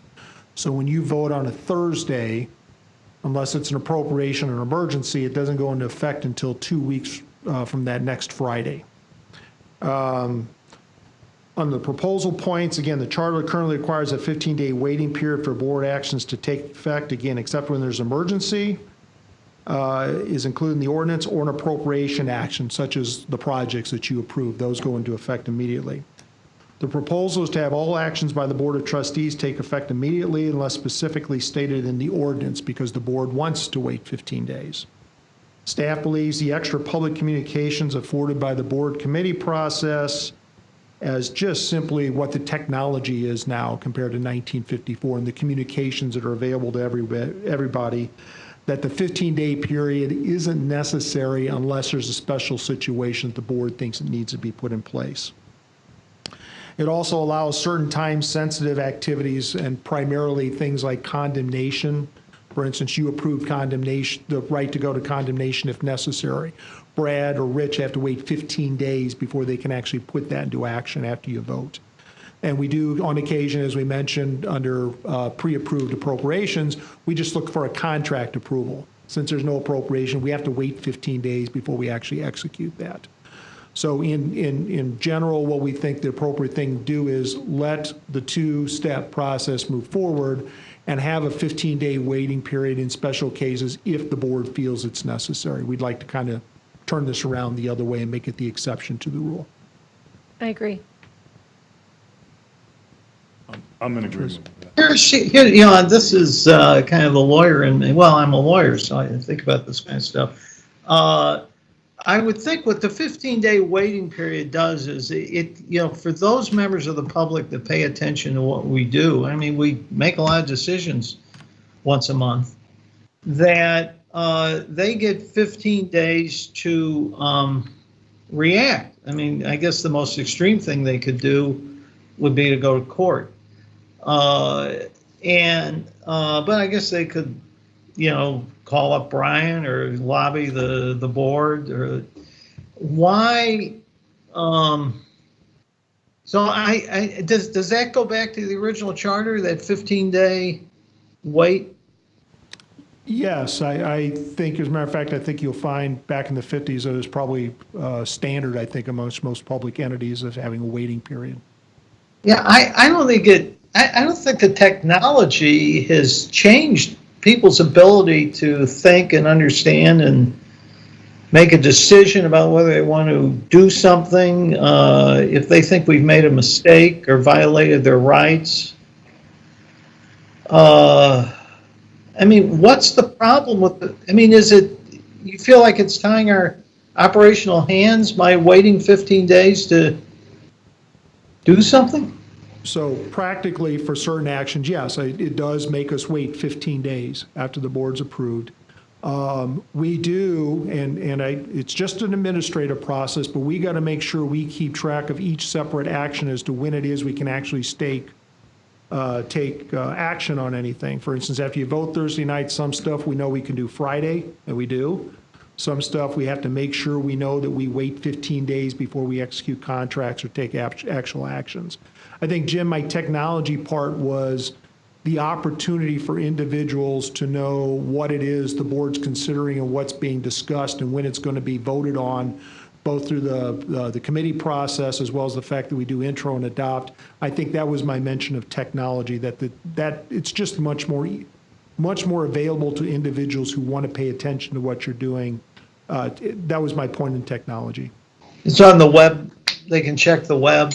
Not only can they check the web, but we actually, for any individual request, we send copies of agendas and all agendas, we pre-send copies of those to people who ask to be on a mailing list, and we email them copies of the agendas 7 days before you have meetings, so that they can read what's there, as well as posting it on our website. Well, you know, it's kind of, I mean, we are in essence a government agency. Generally, government agencies don't do things retroactively. We still would not be acting retroactively, but up till now, we had this delayed effective date. I mean, it just, there seems something a little arbitrary to say, you know, we walk out of a meeting and bang, you know, that's made a decision that immediately takes effect. I wouldn't have, Jim, I don't know. Under the current charter, Jim, 90% of the dollars and 90% of the actions you take, well, not 90% of the actions because there's resolutions, but on the ordinances, 90% of the ordinances and 90% of the dollars go into effect right now under the current charter immediately because they have an appropriation tied to them. And that's just what happens right now.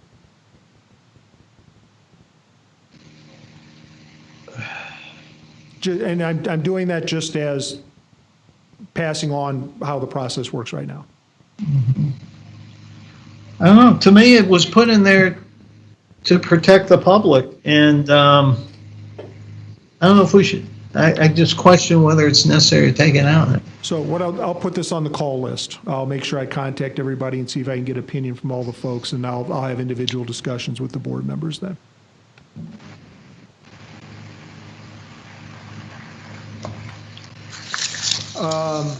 So the last item, there are various topics, and I'm just going to touch base on these real quick and just let you know what's out there.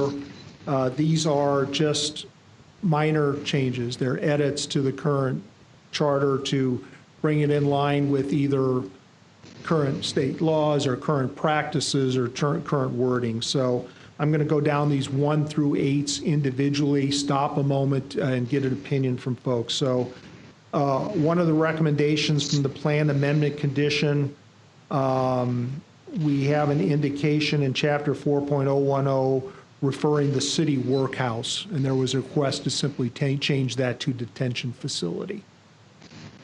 That has to do with the fate of those individuals who break our ordinances once they're, what could happen to them. So somebody felt it was probably the entire Plan Amendment Commission just thought city workhouse was not an appropriate statement to leave in there and change it to a general term of detention facility.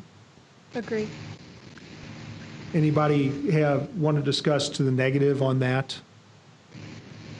Okay.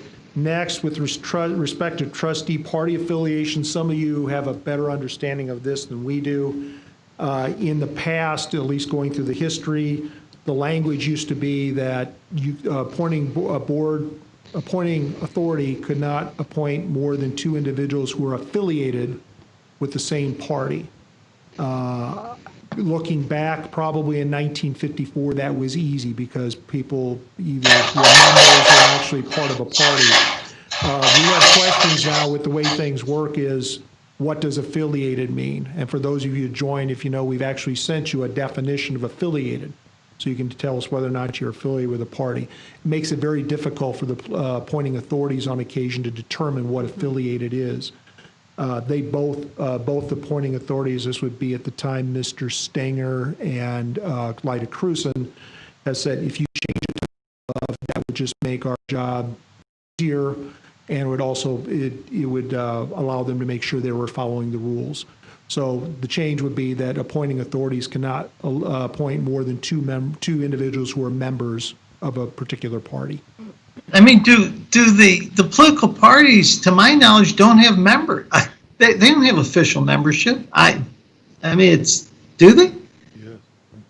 I don't know what that means to be a member of the Democratic or Republican Party. I think. Go ahead. I don't think that that term means anything. If you contacted the two major political parties and said, how does someone become a member? Maybe it's registered. I mean, people, in Missouri, we register as a Democrat or Republican or whatever. Maybe that is a real legal test. Is that really what you're getting at? So, Jim, I'll admit it's been so long. It made sense to me at the time I put it down, but I haven't looked at it in so long. I don't have an answer for you. I think maybe I need to provide more information. Maybe if that's what they're getting at is that you can't be registered. You can't have more than two people registered. At least we know. At least there's a real test that's available. They can check. Okay, I'm a registered Democrat. I'm a registered Republican. So what I would ask is let us check on that. I guess what I'm asking is the board agreeable that is a good idea to replace affiliated with? I guess that would be some guidance that would help us out with. And Yes. as long as we find the appropriate terminology. And I need to go back, Jim, and find my notes. For some reason, member of made sense at the time, and I'll look that up. But I'll contact everybody, and we'll try and find the correct replacement language to put in the ordinance then.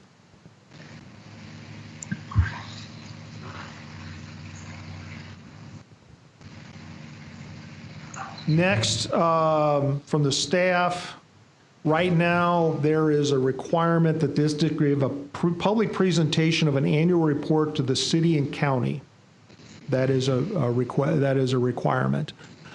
Since at least the mid-2000s, I don't know that we've ever actually given an annual report to the city or the county. It's something we just haven't done. Our only change we're requesting is we would say that we would give that on an annual basis upon request of the appointing authorities. It's something we've just never done, and we've never been asked to do by either the county or the city.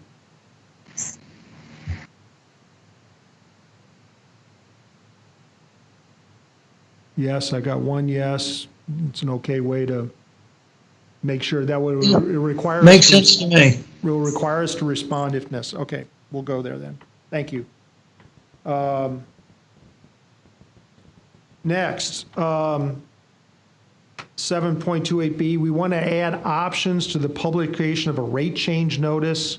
Right now, again, this is language in the charter, is change notice from, it has to be in a general newspaper, but also to allow for us to accommodate that, let us do it online. Yes. Thank you. It's very expensive and to have just the general newspaper, but we would use every other option available to us to publish a rate change notice. Yeah, is there any more explanation other than that? Are we good? Anybody read the newspaper anymore? I think that's the general point, sir. Yes. We found our current communications working, so I'm going to leave that one on there. Next one is, this came from me, under 8.040, updated list of positions and title names. You can look at what's in the charter, but there is a section that indicates who is the unclassified employees. In other words, they're not covered by civil service. And over the years, there have been names added and subtracted, and there's names currently listed that the positions don't exist anymore. So what we did is simply updated that list to match what the current structure is at the district. I'm okay with that. Yes. Okay, I don't see any opposed to that. Next, we got three more to go here. Under 8.050, which is a section under personnel, and it talks about civil service rules and who is protected as part of the civil service rules. The Plan Amendment Commission asked to add gender, sexual orientation, familial status, ancestry, or national origin, and disability to the protected classes. Right now, those classes, race, creed, or color, or political, religious, or union affiliations. Those are the current restrictions. The Plan Amendment Commission asked that we add these other protected classes. I don't see anybody saying no, so we'll plan on moving forward with that one.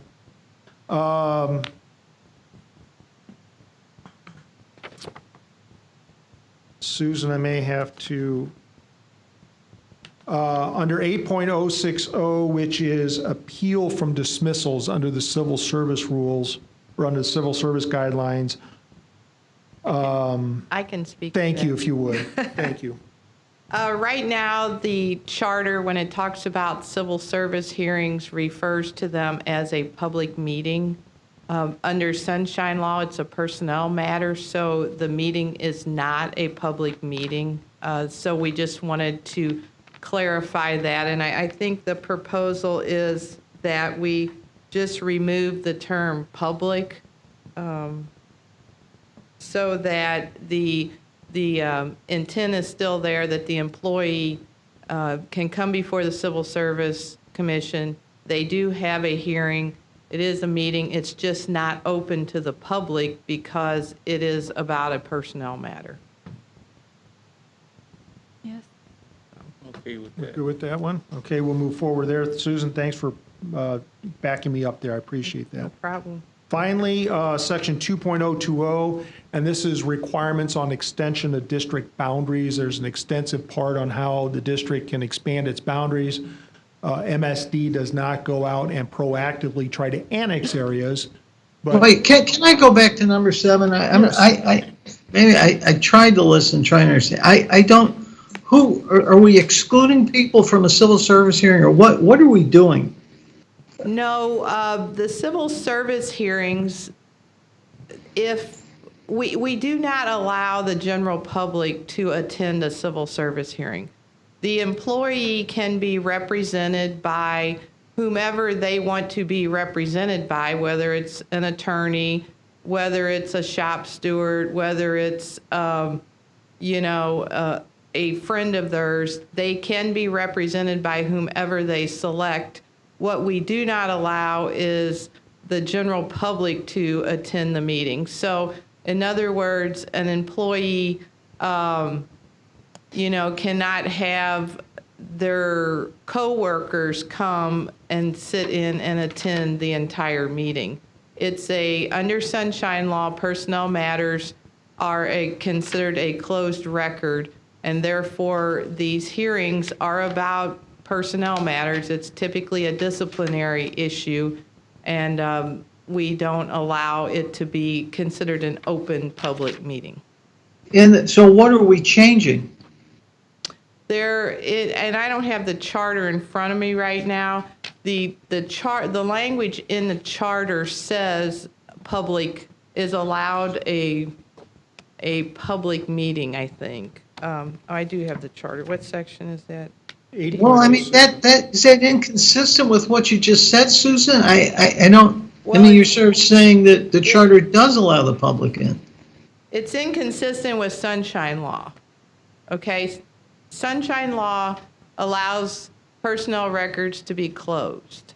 So if a member from the public calls us and asks under a sunshine request for the personnel file of employee ABC, there's very limited information we give under that sunshine request. We'll give the employee's name, we'll give their length of service, we'll give their salary, and I think their title.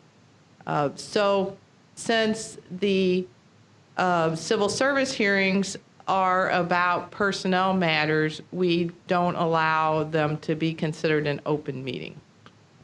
And that's the current policy. Yes, it's been the policy. And you're concerned that there may be an inconsistency with the charter? Yes. Is that? Charter is inconsistent with sunshine law, Yes. and that's Well- why you want to make it fit. Well, and also you're saying it's, so our policy of excluding the public from a civil service hearing, there may be an inconsistency with the charter that you want to clarify. The language in the charter right now says the employee shall have the privilege of a public hearing before the Civil Service Commission. That's the sentence. We want to remove public. So the charter will read, the employee shall have the privilege of a hearing before the Civil Service Commission. We wanted to remove the word public just so there is no question as to whether this hearing is a public hearing or not. It would be a closed hearing as far as sunshine law. Wow. I don't know. I mean, that can be a protection to the employee. I mean,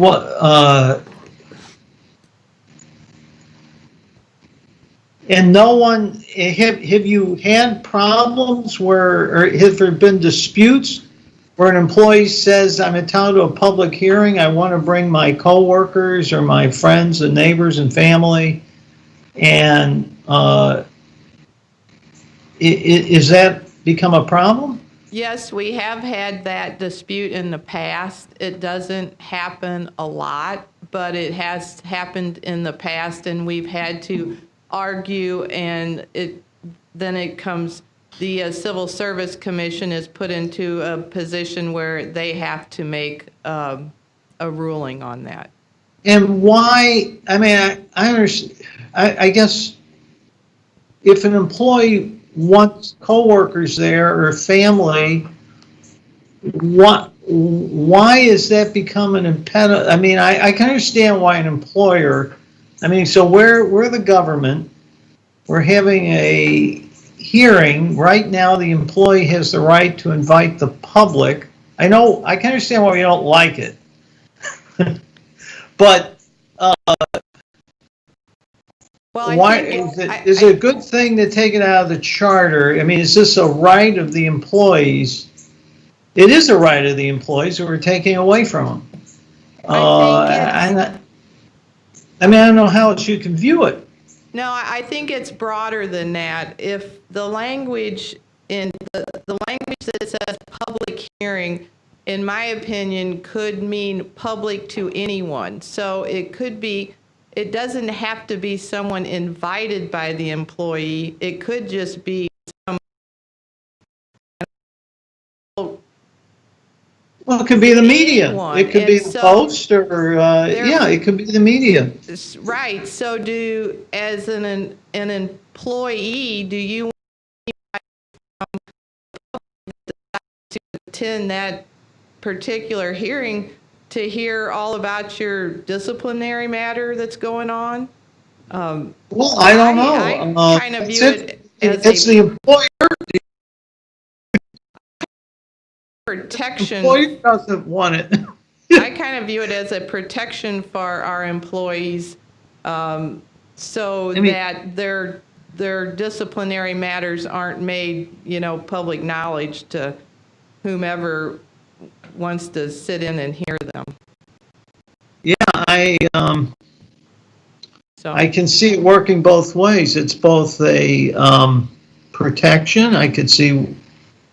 Yeah, I don't. But so far, the way it's worked is it's come up when employees want to bring people into the hearing, and then it becomes an issue.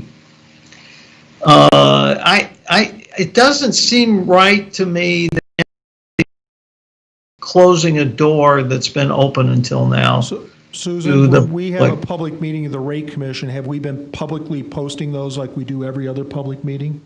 Of the Rate Commission? No, I'm sorry, not of the Civil Service Commission for a disciplinary hearing. Do we post those to the public so they know the meeting's going on currently? Tracy, do we post them, but we post them as a close, I believe we post them, we follow the public meeting postings, but we post them as a closed meeting. Because, again, it's about a personnel matter. I mean, our Civil Service Commission meets. They almost I guess about they hadn't met in 3 years. No. Oh, no, that's not accurate. No. And oh, okay, because I thought Okay. So, So I think with where we're left, that I'm going to contact the individual trustees on this issue, give you a chance to think about it, and I'll see what kind of consensus I can gather, so.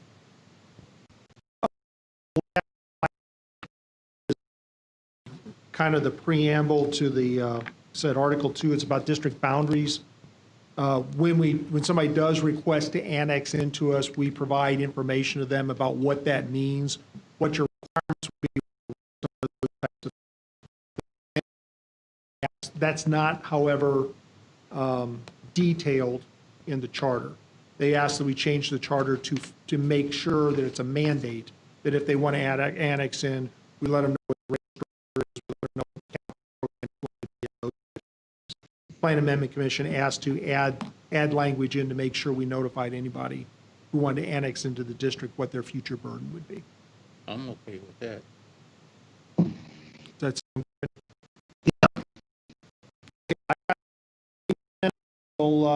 and I promise I will wait till after the board meeting. I'll contact folks on some of these items, get a closer feel to where we're at, and get something to you. You will have something presented in the proposal, and you can kind of have a initial introductory discussion of regard to each item that's left, and as well as the form of the ballot. And we can have that discussion then. Trustee, that is it for me. Okay, are there, Oh, I'm sorry, Trustee Wilson. are there any comments from anyone? Our next meeting will be 2020. And with that, it's been the pleasure of my life, and I'll entertain a motion for adjournment. Brian. Second.